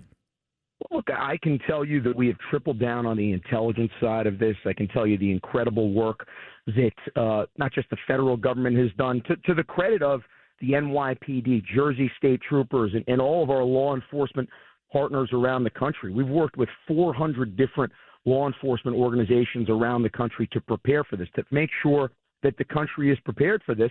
And what you see with this Somali referee is that we are able to strike that balance to make sure that, again, bad people do not get in the country. There are some people, there are fans that have gotten denied for their visa because they've used the World Cup as a guise to try to come into the country. Sure. So for me, I think we are in a fantastic place to be able to celebrate this. What I would tell New Yorkers is, just if you see something, I'm going to go back to the old Rudy Giuliani line from the 1990s. If you see something, say something. Very, very important to be vigilant throughout this process. We want to make sure that this is an unbelievable event, and that starts first and foremost with public safety. Tell me about ticket sales. I know obviously Brazil plays, like you said, Argentina plays. I know we open up on the West Coast. I don't know how France and Senegal are selling at Giant Stadium coming up in a couple of days. So what do ticket sales look like with this big tournament about to start? Well, they've been through the roof. For context, the most tickets ever sold in the World Cup was actually back in the 1994 World Cup when it was hosted here in the United States at 3.5 million tickets sold. They've played 6 other iterations of the World Cup. They actually expanded from 24 to 32 teams. They never were able to top that 3.5 million mark, always between the 3 and the 3.5 million mark that they sold. This year there are 48 teams, so more games. FIFA has already sold 6 million tickets. 6 million tickets to the World Cup. So that's why when I hear people are saying, well, people don't want to travel to the United States of America because of this or that, I say the metrics tell you the story, and the story is the exact opposite. That story is that when you add a global event like the World Cup and you add the leadership of the 45th and 47th President of the United States, you have truly the golden age of America, and that's exactly what we're seeing in the metrics. Tell me about the travel, though, because I know that some of these Democrat cities, and Andrew, it's your job to speak to all of them, right? You can't be that Republican gubernatorial candidate because you're dealing with blue cities. You got to talk to blue mayors and blue state governors. But we know, for example, that Mikey Muhammad Sherrill in New Jersey and our terrible governor here in New York, Kathy Hochul, they went out of their way to bump ticket prices. I'm talking about travel, right? Train and just getting back and forth to these events. Has all that kind of calmed down? Well, Sid, they've actually taken credit for the work that the federal government did. So let me lay this out for you here as well, too, right? The federal government, led by Secretary Duffy and President Trump, back in March, so far before New Jersey decided to set this debacle of train ticket prices, gave a $100 million transportation grant for the 11 host Well, cities. Chuck Schumer says that's not true. Chuck Schumer says that's not true. Well, look, if you want to believe Chuck Schumer right there, then I got a bridge to sell you. a little bit west or east. I'll tell you that. The Holland Bridge. How about that? There's a bridge called the Holland Bridge. How about that? I'm going to tell you that, okay? But basically, $100 million for the 11 host cities. $10.4 million of those dollars go to New York, New Jersey. Now, Sid, we're talking about the upwards estimate of travelers to Giant Stadium, and I still call it Giant Stadium. Me too. Love it. There you go. To Giant Stadium for the 8 games is 40,000 people. For most games, it's 10 to 15,000 for Giant or Jet games, but we know that Brazilians, we know the French are going to use public transportation to get out there. So 40,000 is kind of that upward max estimate that the New York, New Jersey host committee, along with the federal government, had. If you average that over 8 games, again, taking $10.4 million, 40,000 riders per game over 8 games, that ends up averaging out to $31, over $31 a round-trip ticket to go from Penn Station out to the Meadowlands. Now, if you look at what a normal cost of a Giant game or a concert going out there, it's $12.90. So this was just a price gouge by New Jersey to do this. We leaned back in when we saw that, and we said, wait a second, like, these federal dollars are to make sure that fans don't get ripped off. What can we do about this? And they were able to create a $20 bus ticket for the majority of fans to go from the Port Authority out to the Meadowlands. So again, it's great work by the president. If you look at other cities, Philadelphia, it's tough to compliment Philadelphia as a Giant fan in the same segment over here, but they've done a great job with their public transportation. It's $2.50. Kansas City, it's $5 a bus ride, including a tournament pass for $50. So, I mean, that's really where I think leadership in the state and city also is so important. On the way out, I've got a friend who wants to see Ecuador play in Philadelphia on Sunday, believe it or not. But I want to talk about the American team. I made myself aware, 2 of our guys, actually, that play professional soccer in Italy, which pisses off Joe Tacopina. He owned teams, Tacopina, this, Andrew, and he won like 3 or 4 championships, he says. But the Italians, they're coming here. They're playing every place else. And Italy doesn't even have a team in this year's World Cup. But we got a couple of kids who play in Italy who are very, very good. Not the names that we're familiar with, the Landon Donovans, the Tim Howards, but tell us about this American team and what you think their chances truly are. Well, Sid, you know me long enough that I love my crazy sports prediction, right? I mean, I'm calling the Giants right now 17-0. We're going 20-0, and we're going to win the Super Bowl, right? That's me. That's where I am. Right. That's where I live. Love and that's it. I had Knicks in 4. I'm going Knicks in 5 now. I guess Knicks in 6. It'd be fun to do this at home, but that's what I'm doing. So I am going to predict that and don't record this. I am going to predict that the U.S. men's national team is going to win in penalty kicks on July 19th. Wow. In the Meadowlands. I actually really do think this team can make a really, really strong run, whether that's to the quarterfinals or whatever it is. I think they have a great chance. They got a great coach. They've got a team that's playing together. And I think if they end up getting through that group stage, when they get through that group stage and when they win that first knockout round match, now all of a sudden you get to July 4th. You see that they're playing for something more than just themselves. They're playing for their country at their 250th birthday. I think it's going to be a magical, magical moment. And I love that commercial with Eruzione at the end there saying, what, you don't believe in miracles? Yes. That's fantastic. I do love that commercial, too. I just got chills. When you mentioned the 250th birthday and said Michael Eruzione, Andrew Giuliani, I swear to you, I just got chills. Well, you've done a remarkable job. No surprise. I knew you were the right guy for the job. So did President Trump. So did America. And we're excited for this. We are, and hopefully the city behaves themselves, acting like a bunch of animals during this Knicks series. I've actually gone on the air a bunch of times today and said we should cancel these watch parties. I'm sorry. We have proven now the last couple of nights we can't handle it. We just can't. They're out there beating up cops and beating up each other. The mayor doesn't care. He loves chaos. I mean, this mayor is such a moron. We have gone through nights and nights of arrests and riots in the middle of the street, and now he wants to put 50,000 people in Central Park for that final coming up July the 19th. What do you think about that? Yeah, well, look, and that's where we try to live here, and that's what we've really tried to do. We've tried to harness basically that enthusiasm, that excitement for the World Cup that you're going to see from these fans, while also making sure that they don't go over the line, that they respect our cops, that we make sure that the public is safe. And look, when you get emotion involved and you get sports involved, it's very easy to have mobs go over the line like that. But that's unacceptable. It's that simple. We always need to make sure that we're protecting our cops the way that they protect us. And anytime you get a scenario like that, you do need to reassess whether or not something like that is viable or not. We have to stand up, as you do, Sid, for our cops the way they stand up for us. Andrew Giuliani, I couldn't love you any more than I do. You're great. Congratulations on putting this whole massive thing together. I think it's going to be phenomenal. Again, in conjunction with our 250th birthday World Cup Soccer America, we got a real shot this time around. I can't wait for the action to start. Andrew Giuliani, excellent job this morning. Thank you so much.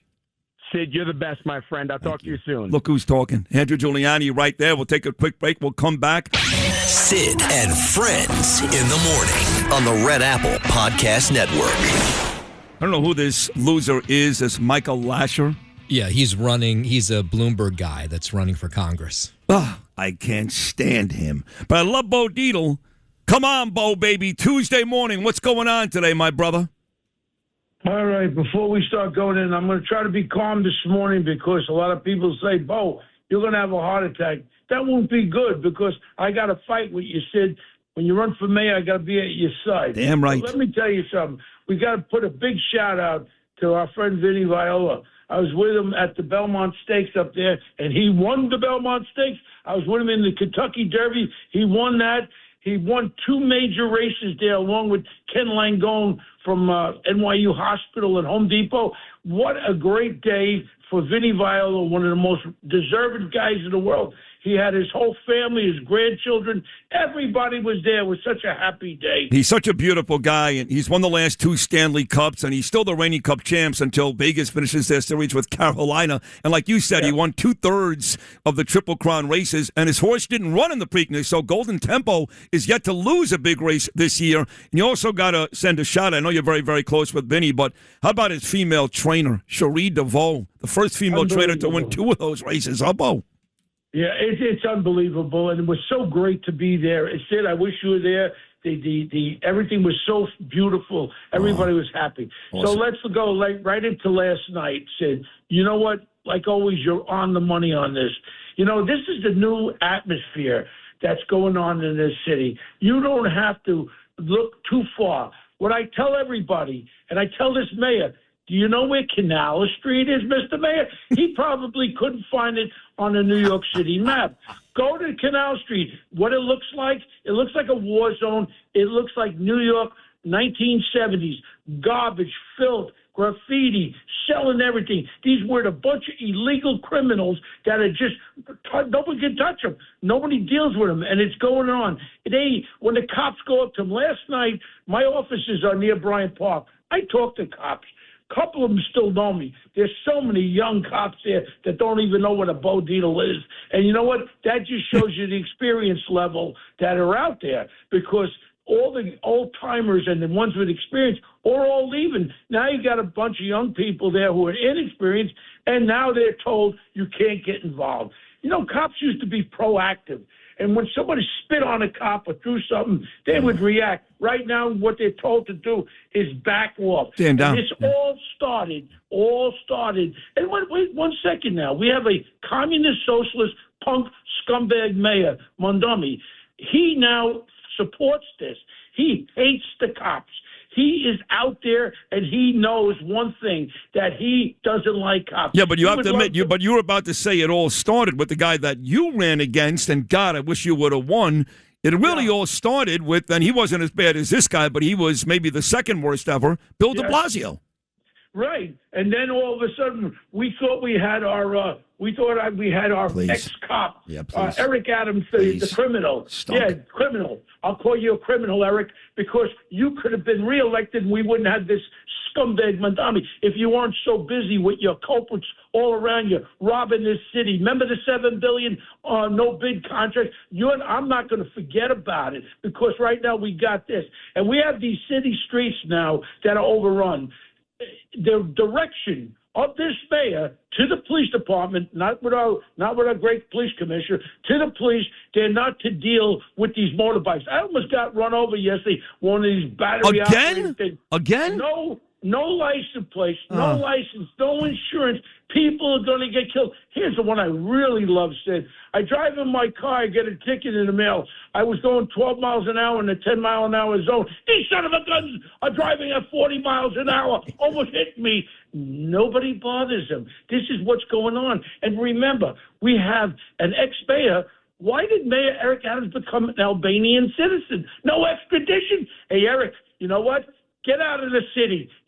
Will you put us into the toilet bowl? And all of a sudden now we're talking about this whole idea of what this mayor's all about. All the people around him are these DSA candidates funded by these PACs. This is a takeover. New York City, and they're going to spread it across our country, and we're going to see something happening. And all these candidates are getting elected, of course. Look what's happening in L.A. Look what's happening in California. Look what's happening all over our country. Sid, this is really a problem because people are seeing it before their eyes. Yeah. I am staying. I am fighting. But, Sid, this beautiful, beautiful city, when you have a mayor who just wants to do one thing. He wants to let every illegal criminal, release them out there. If you assault the cop, you know what happens? They'll bring you to the station out, maybe, and then they release you. No bail, no bail. But I tell you what, my friend Holman's coming back. Hey, Mamdani, what are you going to do when Holman starts locking up these illegal, violent felons? What are you going to do, Mamdani? That's a good question. I actually had Holman on the show last Friday, and for people that don't know, not only was Bo Dietl one of the greatest cops in the history of our city, but truly an honor, and I'm thrilled for him. He was appointed by President Trump. He is, as we speak, on the Homeland Security Committee, which is a very, very, very big deal. I had Holman on the show last week. I said, are you going to start to arrest? Forget about the illegals. What about people like Mamdani and Hochul and Gavin Newsom, all these politicians? He said, Sid, the DOJ is looking into it. If you get in our way, you become a criminal. The truth is he's never going to do it. He's not going to arrest Mamdani. But you ask, what is Mamdani going to do? And the truth is, he can't do dick. He can't do nothing, can he? Well, look at as far as Newark, New Jersey, with that detention center over there. The people that were there, 95% of them from out of state. This is all part of the Democratic Socialists of America to take over. They want confrontation. Don't people see stupid people? You're out there, but they're not eating good. These guys used to drink urine when the whole country used to drink out of a cesspool. Now they're worrying about their diet. And when they looked in there, they were being fed pretty damn good. Yeah. And now all of a sudden, this is just issues to go against President Trump. They want one of these demonstrators to get killed, just like what happened in Minnesota. Because once that happened in Minnesota, all the gloves are off, and now every ICE person is brutal and this and that. This is bullcrap. Where do we stop? I'm asking people of New York City and of this country, look where we're going. Man, I'm old enough to see it. 1970s. 1970s that happened. The bad part about 1970s, we were able as cops to lock these scumbags up and put them in jail. And if the recidivism was there, we put them in jail. Now, it's a joke. Smack a cop. You'll go in, you'll be out. And look at, even with when you got this Mamdani, crime is down. How dare you say crime is down? 6 people stabbed on the subway. Hey, Mamdani, what happened to your community violence people that were going to take over with the mentally ill? Another lie. You're a freaking liar, Mamdani. And when I see you, you know, when I saw you outside the White House, I put my finger right in your face, and I'll do it again, Sid. You know what? And I want him to make a motion. I may have to let one go. I don't really care. But then again, if I let one go, as far as slap him in the face, maybe I'll get no bail like everybody else. No, they'll screw you. Those if you know, they'll hang you out to dry. Yeah. But you know, when you got to look at all these candidates and what's happening, this is now becoming a crusade of the reversal. The Democrat Socialists of America are controlling everything. And even that other scumbag, my old doctor. I went to this doctor, this guy from New Jersey. What the hell is his name? Oh, Hamaway. Adam Hamaway. Yeah. Yeah, Hamaway. Oh, forget about him. He's a scumbag. He's a scumbag. How about this lady? He already won in Jersey. He's going to win in November again. Trust me. But this lady, that Mamdani, this prick, is actually endorsing for Congress, who went to an anti-Israel rally. You ready for this? October 8th, 2023, they were still raping girls in trucks, beheading babies, finding body parts all over Israel. And this lowlife son of a bitch was at an anti-Israel rally, and Mamdani's endorsing her. Oh, no, his gets better. Mamdani's campaign consultant, right? For Mamdani, for Platner, Lada, Lasher, Valdez, is this guy named Katz, Morris Katz. He's the one that sent a picture of his penis on children's published books. This is a piece of garbage. He handpicked Graham Platner. This is all about one thing. It's about bringing this communist socialist overtaking of this country. And every one of these congressional candidates are DSA scumbags. Now they're going to be put into Congress. The Democrat, what happened to the Democrats with balls? Where did they all go, Sid? Where are the good Democrats? You're just catalyst. All of a sudden, when you become a scumbag victim, or one of your family members become a victim with these pieces of garbage, what are you going to say then? Why didn't the police do anything? You know why? Because you're the one that's supporting this Mamdani scumbag. That's and right. you know what? You're not taking my city, Mamdani. I'm getting real angry.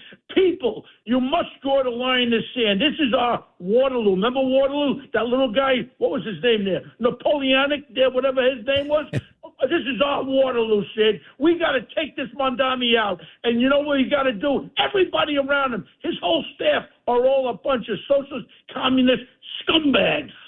That's Bo Dietl. That's why people love this segment. I love him. I really do. On Tuesday when he comes on, I feel so patriotic. I do. And I love this city. Bo loves the city even more than I do. He's bled in this city, right? He's broken bones in this city. So when he comes on, that is real. Like, that's authentic. That's not. He doesn't have to, make that up. He's a good actor, Bo Dietl. He's a great actor, but that's real. And that's why this is a very popular segment. Bo Dietl every Tuesday morning. That was amazing, Bo. Thank you. We'll take a short break. Still to come, we're going to talk to Caroline Shinkle. She's running in New York 12. Sid and Friends in the morning on the Red Apple Podcast Network. We're embarrassing ourselves every night with these Nick watch parties. We are Los Angeles. We are Detroit. We were never like that before. We have taken on the persona of this crappy mayor. And it is very sad to watch. And he wants to put 50,000 on July 19th in Central Park to watch a World Cup soccer game. He must be a moron. The mayor has, either he doesn't care, which I believe is the case as well, or he's a moron. It's a combination of both. But in that song, Jason Aldean talks about spitting in a cop's face, punching an old lady across the face. That's us. That song, so many people were all over Jason Aldean. You know that. A lot of radio stations wouldn't play the song. Democrats went nuts. You know why? He told the story, the real story of blue sanctuary cities and blue sanctuary states, and that's us. Our basketball team is playing in the NBA Finals. This should be a renaissance time for New York. We're embarrassing ourselves every night. Embarrassing ourselves. Worrying about whether or not President Trump is in the building? Give me an effing break. But we will talk to Michael Rapaport. He's considering running for mayor, as I am, in 2029, the brilliant comedian and actor. We'll talk to Caroline Shinkle. She's running for a big office in Manhattan. But coming up next, this guy is as good as any basketball mind in the country. He's amazing on Sirius XM's NBA radio. Bryant Geltzeiler is back on Sid and Friends in the morning. He's next. Sid and Friends in the morning on the Red Apple Podcast Network. Bryant Geltzeiler, of course, NBA radio on Sirius XM, and been doing my radio shows going back to my days in South Florida for 15 years, and Francesca loves him. I love him. He's an NBA genius. Now, you said before the start of this series that you thought the San Antonio Spurs would win it in 7. It didn't look good when the Knicks took the first 2 games on the road and came home with a chance to go up 3-0 in their own building last night. But with the Spurs winning Game 3, is this Game 4 almost a must-win for the Knicks? Not necessarily. I think it's more of a must-win for the Spurs, frankly. Listen, the Spurs falling behind 2-0 at home obviously puts you in a massive, massive hole. But I also will say this. I think, and this not only goes for this series, but kind of for the NBA playoffs over the last 5 years, home court just means less. And so I think we maybe overrated the Spurs losing at home factor in terms of how excited everybody got over how good the Knicks look and where this was going. And the Spurs reminded you last night how good they could be. What I found interesting last night is that, listen, the atmosphere was something like we'll never see, Sid, and we don't see. It seemed to be that the Spurs were able to almost fend off the atmosphere. They were annoyed by it and not distracted by it, and it seemed to fuel them a little bit.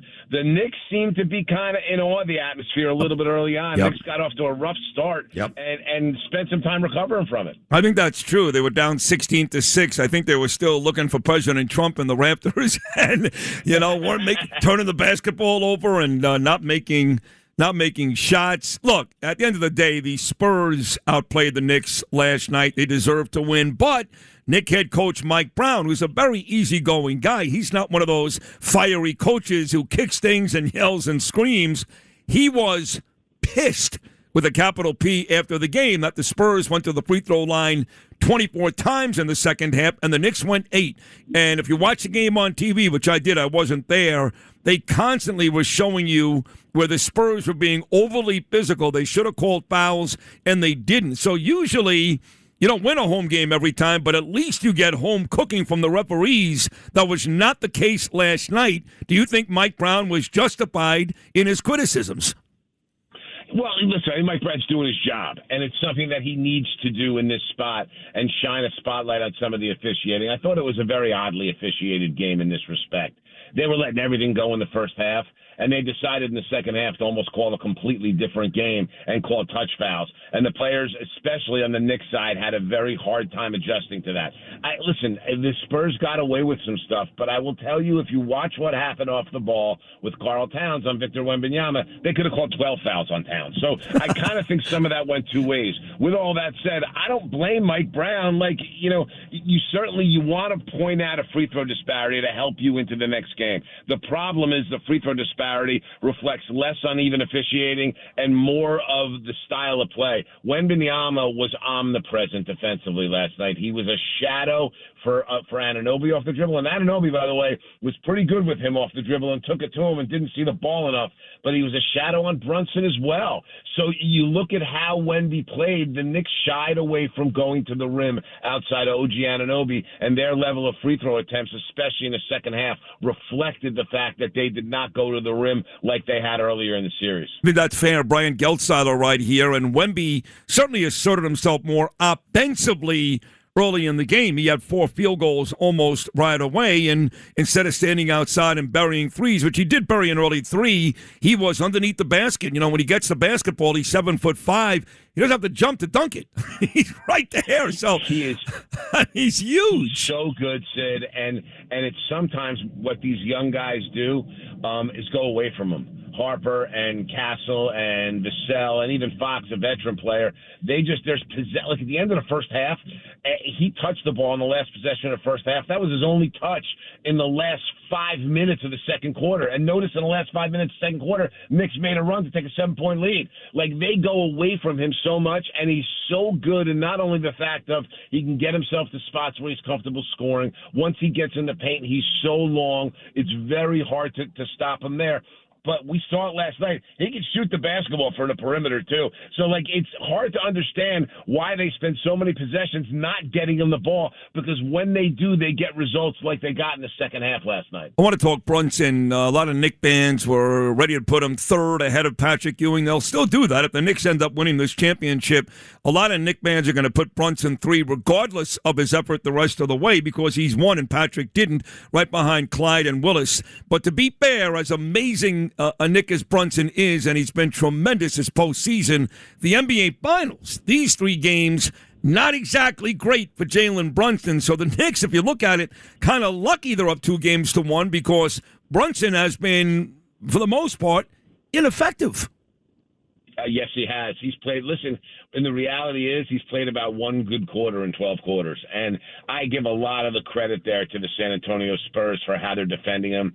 They were switching much less last night. They were trying to fight through screens and keep their matchups on him, and they're making life hard for him. Inefficient. Listen, he did him 32. It took 25 shots to do it. Sid, I'd like to be a fly on the wall for when Jalen Brunson watches film from last night, because the Spurs did something in Game 3 that they didn't do enough in Game 2, which was guard the Knicks 94 feet and bringing the ball up the floor. And one of the things that's happened with the Knicks offense is that Brunson's been playing more off the ball, and that's unlocked and unleashed everything. But when the Knicks have to devote Brunson to bring the ball up the floor every time, number one, it wears Jalen down.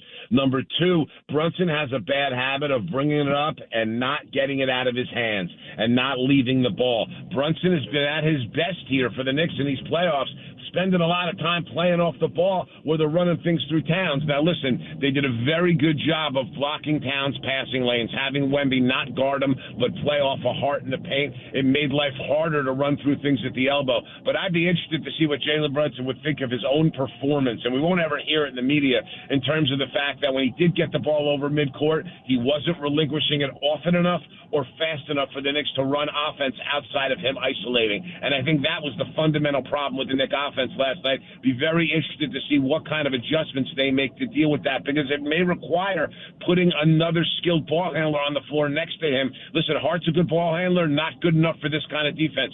Bridges, decent ball handler, not good enough for this kind of defense. So I'd be curious to see how the Knicks personnel-wise and scheme-wise adjust for the fact that really they've kind of trapped Brunson into playing the kind of offense San Antonio wants him to play. So if Hart can't do it and Bridges can't do it, is that guy on the Knicks roster? It's a great question, and there are two guys potentially on the bench that can. Neither of them played well last night. One is Deuce McBride, and the other is Jose Alvarado. The problem with Alvarado is, as a perimeter player, he's just too little for this series. And listen, McBride took a bad shot in the second quarter, and Mike Brown buried him till the fourth. He did. So, and which I don't blame him for. It was a terrible shot. But the thing is that he went back to him in the fourth quarter. He really didn't have it in the fourth quarter either. McBride's had a very good year for this team, and if he didn't get hurt, would have been a candidate for Sixth Man of the Year. That may be the guy here. He went to Clarkson effectively, and Clarkson, granted, made a couple of bonehead plays, after he got taken out, before he got taken out in the fourth. But I think going to McBride here, that may be the answer to see if he can help get the ball up the floor a little bit and take some pressure off Jalen Brunson. Because, listen, San Antonio was really comfortable with the Knicks having a Jalen Brunson-centric offense. When things are spread around is when San Antonio has struggled with New York here in this series. Going to do this again for sure, maybe even twice, because you're so damn good. No, you got to run. Bryant Geltzeiler, amazing job. Love you. Thank you so much. Love you, buddy. We'll do it again soon. Thanks so much. Take care. What a great job. Bryant Geltzeiler right there. NBA radio on Sirius XM. Take a quick break. When we get back, another diehard Knick man, but he is really serious about running for mayor. I saw his post this morning talking about these watch parties all over New York and the violence we're seeing. New Yorkers out of control. And he said, not in my city. And then he tagged it with Mayor 2029. Big-time comedian, big-time actor. I'll be with him tonight. He's got a new documentary which he made coming out. I'll be at the Tribeca Film Festival. The very, very popular Michael Rapaport makes his return to Sid and Friends in the morning. Sid and Friends in the morning on the Red Apple Podcast Network. Michael Rapaport is a genius. By the way, Katsimatidis did a great job. I got to say that, right? In Marty Supreme, he did a great job. But Michael has made a career of this, one of the real great actors, and he's hysterical as a stand-up comic, and he makes a great documentary. And later on tonight, I'm going to be at the Tribeca Film Festival, which I never go to because it's De Niro and all these liberal retards. But Michael's made a doc. I can't wait to see it. So I'm going to see Michael tonight. He's also a diehard Knick fan, and looks like he really is going to run for mayor. Here he is, my friend Mike Rapaport. Michael, good morning, buddy. How are you? I'm feeling good, Sid. I am not disappointed by the loss last night. I wanted the Knicks to win, but it's a championship. I don't know. We all got crazy, sweep them, blow them, beat them, stuff them back to San Antonio, but these are champions, and the other games were close, And, now we got more games. And either they're going to have to earn it or we're going to have to earn it. And we're going to have to do it the New York way. Nothing comes easy for New York. Even when you think it's going to come easy, it never comes easy. I like what you're saying, and I agree with you. I didn't feel all that badly about the loss last night. I wasn't embarrassed by the loss. But as I've said all morning long, I know you've been listening, I was embarrassed by my New York brethren, these punky kids, and some adults too, that are taking to these watch parties and to the streets and jumping on cars and hanging off light poles, and even worse, beating up people, beating up cops, throwing stuff at cops. I said this. I said, please don't let New York turn into Los Angeles or Detroit, and we're there. And this idiot mayor, this moron mayor, smiley-faced jerk-off is inside the Garden having the time of his life while the city's on fire, and he couldn't care less. That's what bothered me again last night. And he set the precedent this winter when probably the same kids were throwing snowballs at police officers, which is just unacceptable and completely disrespectful. And he said, it's just kids being kids. It's a snowball fight. It ain't a snowball fight. And when you enable that, this is what's next. And these are not Knicks fans. These are not basketball fans. Now there's no watch parties. You can't blame Trump. You can't blame Ben Stiller. You blame yourself. Now there's no more watch parties. If you really care about the Knicks, you really are a basketball fan, go at home and watch the game, attack your TV, attack yourself, okay? Because we're not going to have the city burned down. If there's Spurs fans here, they shouldn't get jumped, beaten up. And the sad thing about it, Sid, is young people are going to make decisions at these watch parties that are going to change the course of the rest of their life. And that's a sad, pathetic thing. So now there's no more watch parties. What do you mean there's no wait. I've said there should be no more, but they haven't announced that, have they? I'm saying it when I'm the mayor of New York City, this is what I say. I don't want to see young people hurt. I do not want to see police officers attacked. I don't want to see New Yorkers attacked. I don't want to see people wearing Spurs jerseys attacked. Now there's no more watch parties. There's a few bad, stupid apples always ruins the bunch. And that's what happens. Yeah, but the problem is, I like what you're saying, but you're not the mayor yet. So as far as I know, with this idiot in charge, I'm campaigning. I know. But as not only will the watch parties continue because you are not the mayor, and believe me, I wish you were, Michael. I wish you were. Not only will they continue, but now this moron has announced that July 19th for the World Cup soccer final, he's going to put 50,000 of these fans inside Central Park. So he's actually adding bigger and crazier watch parties. He clearly does not care about what you care about or I care about, the safety of our citizens, how our city looks around the country and around the world. He just doesn't care. He doesn't care. And he set the precedent. He doesn't care, and it's unacceptable. And let's see if we get to July 19th. Let's see, because if there is more watch parties, it's only going to get worse.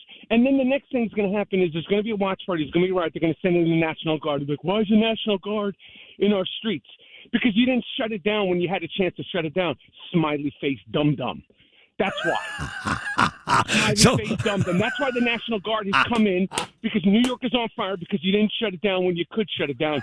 Smiley face dingbat. I like that. Smiley face dum-dum. So you said now during this conversation you're campaigning, and I pointed out on this radio show twice. Right now. Campaigning right now. You are. So, because I saw you on Twitter this morning say Mayor 2029. So, all kidding aside, because everybody's angry, every New Yorker who loves this city like you wants to be mayor.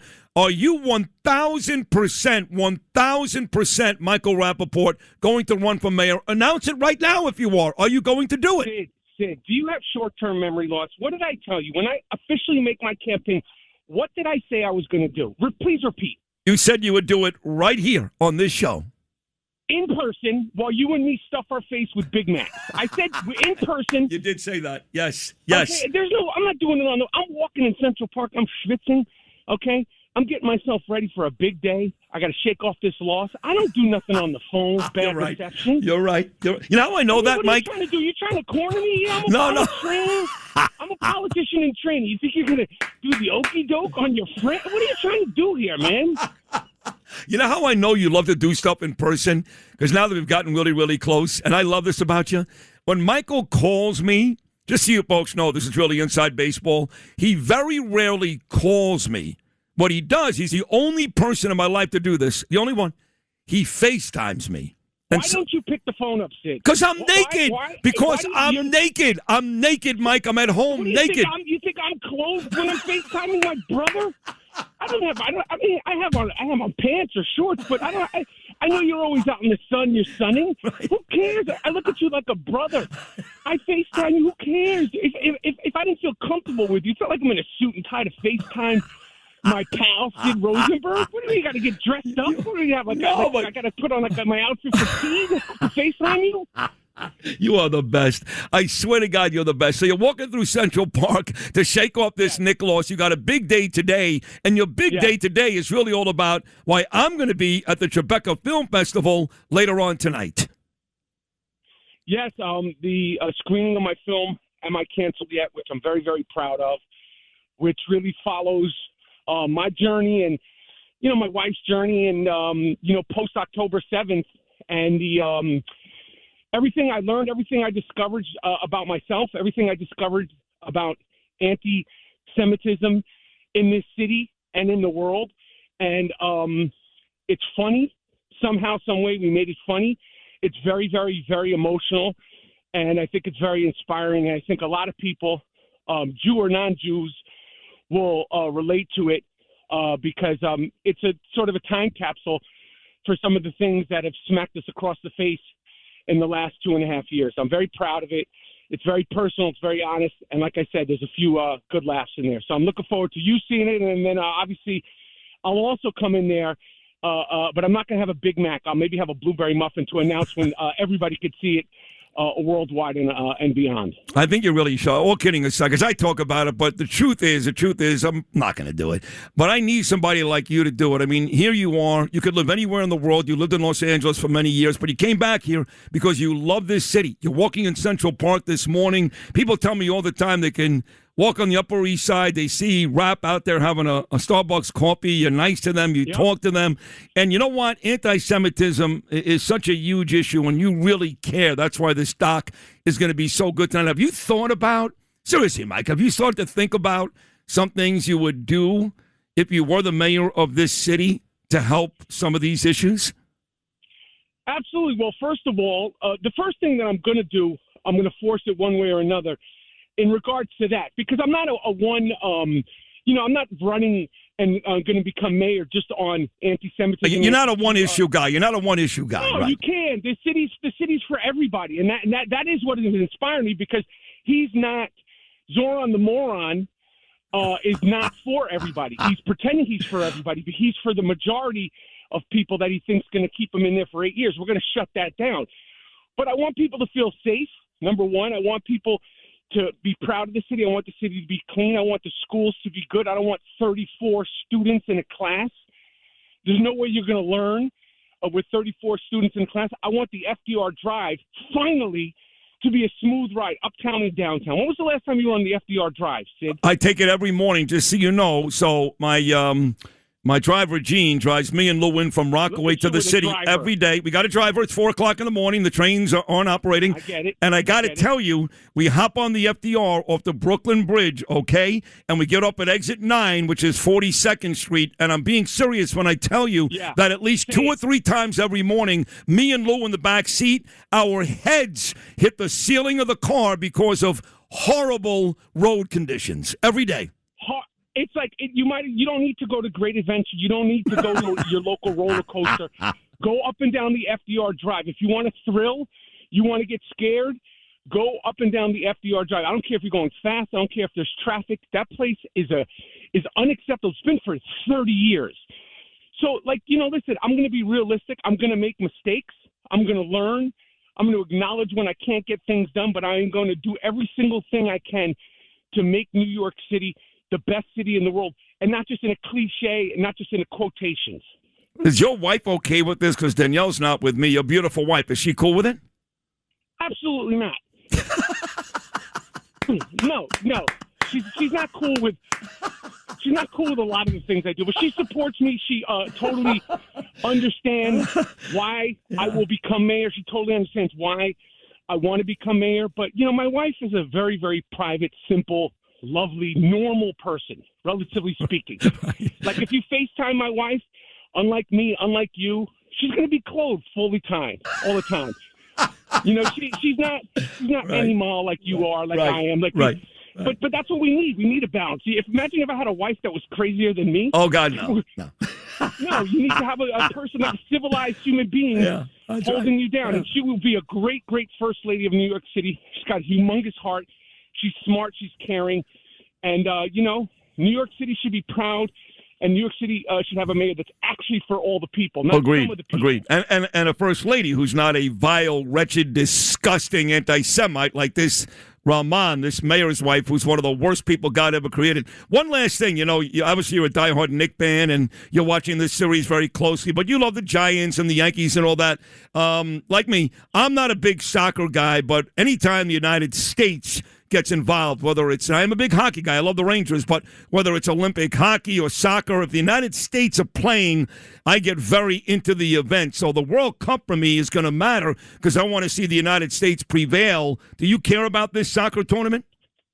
I care about it because it's taking place, in the tri-state area. Obviously, the games aren't in the city. And just like you said, when the Olympics come around, I care about gymnastics and figure skating and all that stuff because it's fun, and that's what's great about sports. And it's great with the camaraderie that the city does have when like the World Cup, because it is so many people from across the world. And even though I'm not a huge fan, I know it means so much to so many other people. So I'm going to be watching the games and rooting for USA, USA, USA. Love it. On the way out here, Mike, I know you're out there schwitzing in the park, and we lost last night, but you started the conversation by saying you're still okay. So you are still very, very confident that we're going to break the 53-year drought and win the championship, yes? Yes, I feel very good that we're going to win the championship. I will tell you this, Sid, and I hate to admit this publicly, and I'm sure all the Knicks fans of a certain age, and I mean like over 30, started to have some weird thoughts when that game went away from us last night. And I'm talking about weird thoughts about Bernard King tearing his knee. I'm talking about weird thoughts about Charles Smith getting his shot blocked 42 times. I'm talking about finger rolls. I'm talking about Mike Sweetley and all this kind of things. I had a couple of flashes, but it's one game. And listen, it's the NBA championship. Like these guys didn't get here because, OKC bowed down. They earned it, just like the Knicks earned it. So, we got to keep fighting, and they're going to keep fighting, and that's it'll make it more gratifying when we hold up that trophy. Totally agree. Enjoy your walk. I can't wait to see you tonight. I really can't wait to see this documentary. You actually make very good documentaries. You've won awards. You've won awards for past documentaries, so this one, I'm sure, is going to be amazing. All right, Mr. Mayor, I'll see you in Tribeca later on tonight.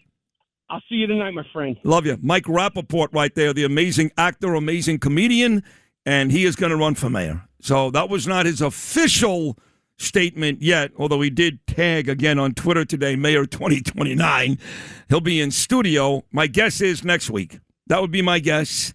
Mike will be in studio next week, Rapaport, to announce he's officially running for mayor. The only two people I know that have said they're officially running, one's a joke. That's Curtis. I mean, just a complete joke. And the other is John Schell.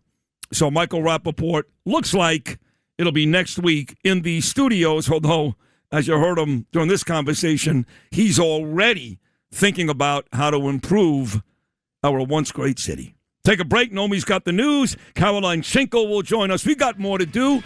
Sid and Friends in the morning on the Red Apple Podcast Network. Oh, you know who I saw from this station when I went to Lawler's event in Rockland County when I saw the president a couple of weeks ago? A guy named Dan Rivoli. Oh, yeah, he's a reporter for New York One. He reached out to me a couple of months ago about a story, and I said, Dan, this is Sid.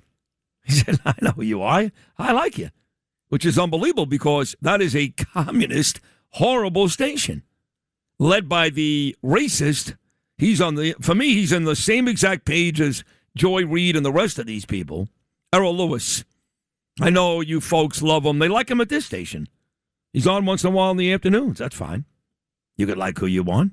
I can like who I want. Errol Lewis is a racist scumbag. That's what he is.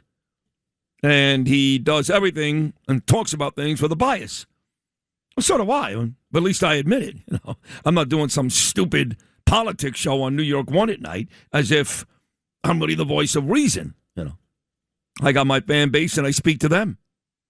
But this dickface Errol Lewis, you know, I do like there though. I like Shannon Ferry. I like her. Cute, nice kid from Hofstra. She used to be roommates in the dorm with Jen. She used to be a producer. What's her name? She's at News Nation now. Oh, really? That was her roommate? Jen Grod. Jen Grod, yes. Yeah. Did you know that her and Shannon Ferry were... I remember now. Yeah. She told me that. Huh. Yes. And I saw Jennifer, not this time, because I did Katie Pavlich's show at News Nation late last week, but a couple of months ago, because she's there in the daytime, Jen, when I did Connell McShane's show. So she's friends with Shannon. I like Shannon. And I like, who's the other guy? He does all the local stuff. He's a nice guy. He's got a good kid, too. Very nice guy. Roger Clark. Yeah, I like him. I like Roger Clark. Otherwise, the rest of this channel, you can just blow it up. I couldn't care less. Katie Honan is on this channel. She's wretched. And there's actually a black lady on it tonight. I'm sorry to say that, but I can't really have to point it out. I like her. She's been on forever. Like, I feel like day one. She's pretty good. She's not as crazy as the rest. I don't know her name, though. I don't know it either. Yeah. Yeah, she's solid. Anyway, it's just a horrible station. You know, terrible. We talk about Bill Ritter at Channel 7. He's terrible. I'm okay these days. I became kind of friendly, believe it or not. What's the reporter? I forget everybody's name these days. What are you I don't remember any. Oh, NJ Burkett. I'm okay with NJ these days, but I think Bill Ritter is terrible. Because he came up to you and probably... No, he was so nice to me. That's it. Yeah. That's all day. So nice. Now, not NJ, Bill Ritter. No, you said... I thought it was... NJ and I talk on DM on Twitter. Okay. And I like him. Bill Ritter was very nice to me in person. We won an award one year at Chelsea Piers, and he was very nice. But he's no good. He's no good. I don't even know the rest of the anchors anymore in New York. Is Chuck Scarborough still on? No. Oh, maybe he is. I don't know. No, did he retire? No, he retired. Is he? I don't know. And already died, so. There's no. Here's your scorecard right now. And Joe and Mika are two horrible people. I mean, I don't know who's good. I can tell you that from personal experience. You worked with them, right? Yes. Mm-hmm. Yeah, they're gross. That describes them correctly. I used to like Joe Scarborough. I remember the days when he'd be begging Imus for appearances, literally begging him. And we did the show once, a whole week, from Rockefeller Center, early 2000s. I think it was when Kerry was running for president. I think it was, yeah. And we did the shows live from a tent outside Rockefeller Center. All the NBC guys came on. Tom Brokaw, it was a big deal. And Scarborough had a back injury or something. I don't know. He was in traction. So he was inside the building, literally lying upside down, writhing in pain. But he had to get on the Imus show, so. And back then, he was a Republican. You know that, right? He's a Republican. He went to Alabama. Oh, he's a congressman. He was in Florida. A Republican congressman. Mm-hmm. And then something happened to him. Something happens to these people. I don't know what happens. I went the other way. I was a Democrat. I loved Ed Koch. I even liked Bill Clinton. I don't smoke cigars. But then Trump came along, and now I'm just a Trump sycophant in the worst way. I'm ridiculous. You know, though, I have been getting mad at Trump lately, I gotta say. Every time he says something nice about Mamdani, I get angry with Trump, and I text him, and he doesn't answer me. You know that, Noam, right? He's never answered one of my texts about Mamdani. When I say something nice to the president, he texts me back, as you've seen, time and time again. Love you, Sid. You look great. Saw him 2 weeks ago. You look great. But when I text him something I don't like, he never gets back to me. I don't know what that's all about. You think you'd learn something from that? Well, I think he reads it. I know he reads it. Eric told me he reads everything. And then he either thinks about it for 2 seconds or just throws it out. Doesn't matter. Like I sent him the Stephen A. Smith video yesterday where Stephen A. Smith said that the Knicks lose, it's the president's fault, which is about the dumbest thing I've ever heard in the history of media. And they did lose, and sure enough, Stephen A. Smith did a video blaming President Trump. And then Trump, on the tarmac at JFK with Lee Zeldin on the way home last night, said, he's a nice guy, but, you know, you got to have a certain IQ to be president, and I don't think Stephen has it. And you may have been the one that informed him about that video. He may not have known about it. I did. Yeah. I sent it to him. Yeah, you may have been the one to send it to him. Who knows? That's how he knew how to comment on it. Yeah. Or maybe not. He should have invited me to the box last night. But again, I'm going to put this out there. I got to go. I got Caroline Shinkle coming up. It was a tight. There wasn't a lot of people. They were like it was crowded in there. It was tight. Box, he had Lee Zeldin. He had Steve Witkoff. He had his granddaughter Kai. They're so close. It's really beautiful. Trump and Kai, Junior's daughter, the big-time golfer at Miami. Tiger Woods may end up being her stepfather. We'll see. He's in rehab right now. But it was packed in there, and Jim Dolan sat next to Trump all night. But tomorrow I got to be in the Garden, bottom line. So some businessman, some hotshot, somebody big in New York needs to come through. Because if you do, you have me on your side. It's not a horrible thing. I got the biggest voice in New York in the country. You heard Joe Pags out of Texas yesterday. This is the most meaningful and best morning show in the country. So it couldn't hurt you to be nice to me, Well, you had Cory here early this morning. Why didn't you ask for his other ticket? Yeah. Say, take me as your date. Yeah, I think he's taking his daughter, though. I think he volunteered it, so he shut me off right at the set. Yeah. Maybe Caroline Shinkle has tickets. I don't know. She's running for office. So let's take a break and talk to our Republican hopeful. What district is she running in New York? Yeah, and now you're going to ask for tickets? Yeah. Well, I know who she's running against. I'll tell you this. She's running against that slob George Conway, who used to be married, assuming he wins a primary. There's a debate tonight at Baruch College. 5 lunatic Democrats. One of them is fat and stupid George Conway. The other is that terrible Kennedy kid, Jack Schlossberg. And some guy who's kind of famous, I guess, know him, Alex Boris. You know this guy? I know who he is, but, you got to remember it's Jerry Nadler's seat. I mean, it doesn't get much more liberal than that guy. Yeah. So does Caroline have a chance?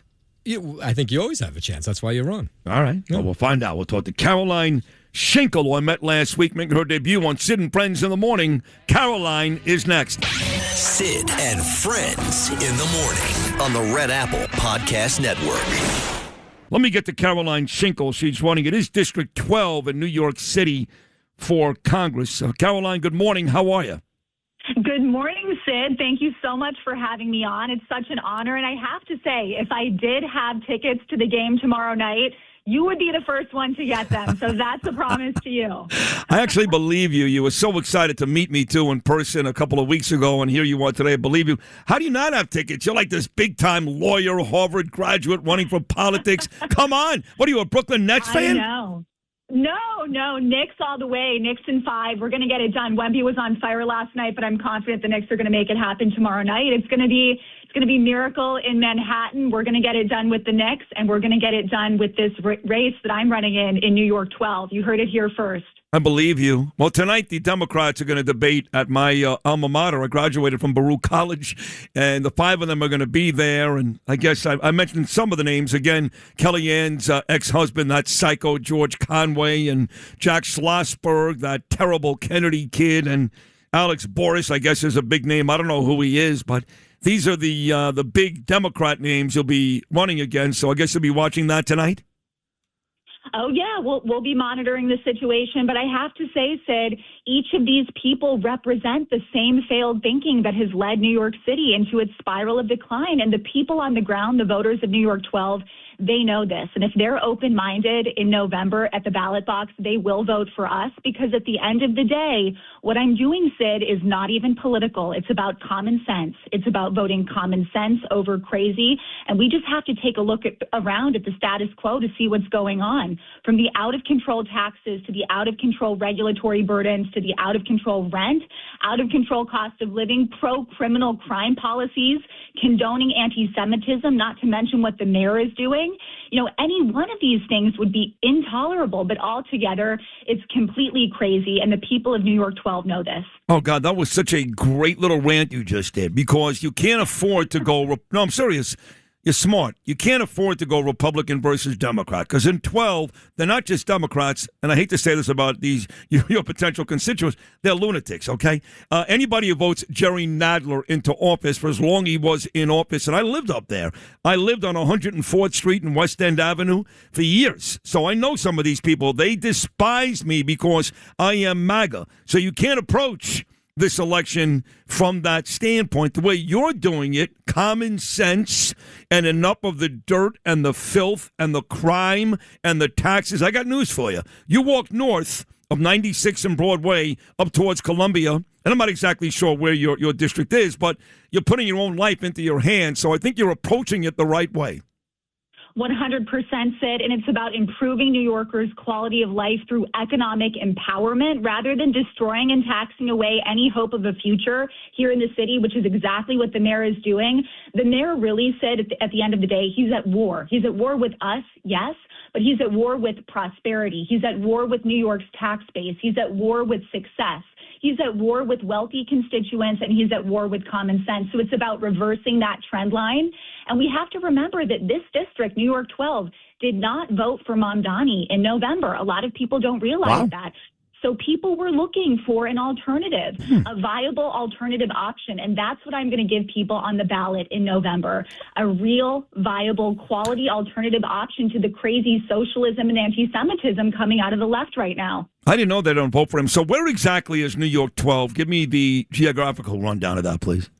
Yes, it covers the Upper West Side as well as the Upper East Side, all the way down through all of Midtown down to 14th Street. So it's a pretty large swath of Manhattan and Roosevelt Island. We got to give Roosevelt Island some love. Well, how about that? That is big. I used to love to take the tram over to Roosevelt Island. First, I'd go to Serendipity, have a nice ice cream, and then I'd go to Roosevelt Island. And you know, you're talking about taxes and the economy, and you know your stuff, Caroline, because this is a very impressive lady, folks. Trust me, and I've met her. And she's lovely, but she went to MIT, graduated, Harvard graduated. She's an attorney in a huge international law firm here in New York City. She's a member, like my wife Danielle is, of the New York, Washington, D.C., Ohio, Massachusetts, and U.S. Supreme Court bars. Very impressive. But you've also worked at the Fed, the Federal Reserve, and other central banks around the world. So you know about money and the economy, unlike this doofus mayor. I do, Sid, and this is the center of global capitalism. We're the center of global enterprise on planet Earth. And wouldn't it be nice to have a congresswoman for once who actually understands economics and how private markets work? Yeah. I think that's exactly what New York City needs right now. And my candidacy is ultimately about creating the conditions for all of us in New York 12 and across the country to thrive as never before. So my objective when elected is going to be to enable your personal American dream through applied, unbridled financial prosperity. And I've got a plan to get this done. I'll just give your listeners a sneak peek, and that is we're going to protect the paycheck. We're going to drive down the cost of money. We're going to cure inflation, and we're going to balance the budget, and we're going to rev the great American engine of economic enterprise. And it's going to be an incredible turn of events here in the city, but I think across the country too. Each one of these elements on its own will have a positive arithmetic impact on opportunity and lowering the cost of living, but all together, they're going to deliver exponential impacts. So by electing me, we will have entered a new era of prosperity where not only will you have the capacity to build your own life and support your own family, but you'll be able to direct newfound resources to support whatever cause or issue you choose. That's the American dream. And I would invite all your listeners to visit my website, carolinefornewyork.com, to learn more. Have you run before for anything?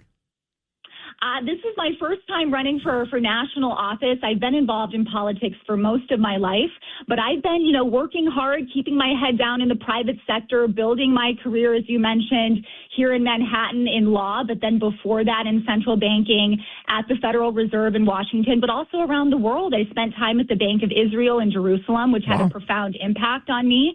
Also spent time at the European Central Bank in Frankfurt and the Bank for International Settlements in Basel. So really understanding financial regulation. And I think we have to look at the Federal Reserve and the central bank in general as a tool to help the American worker build prosperity. We have to get back to that place.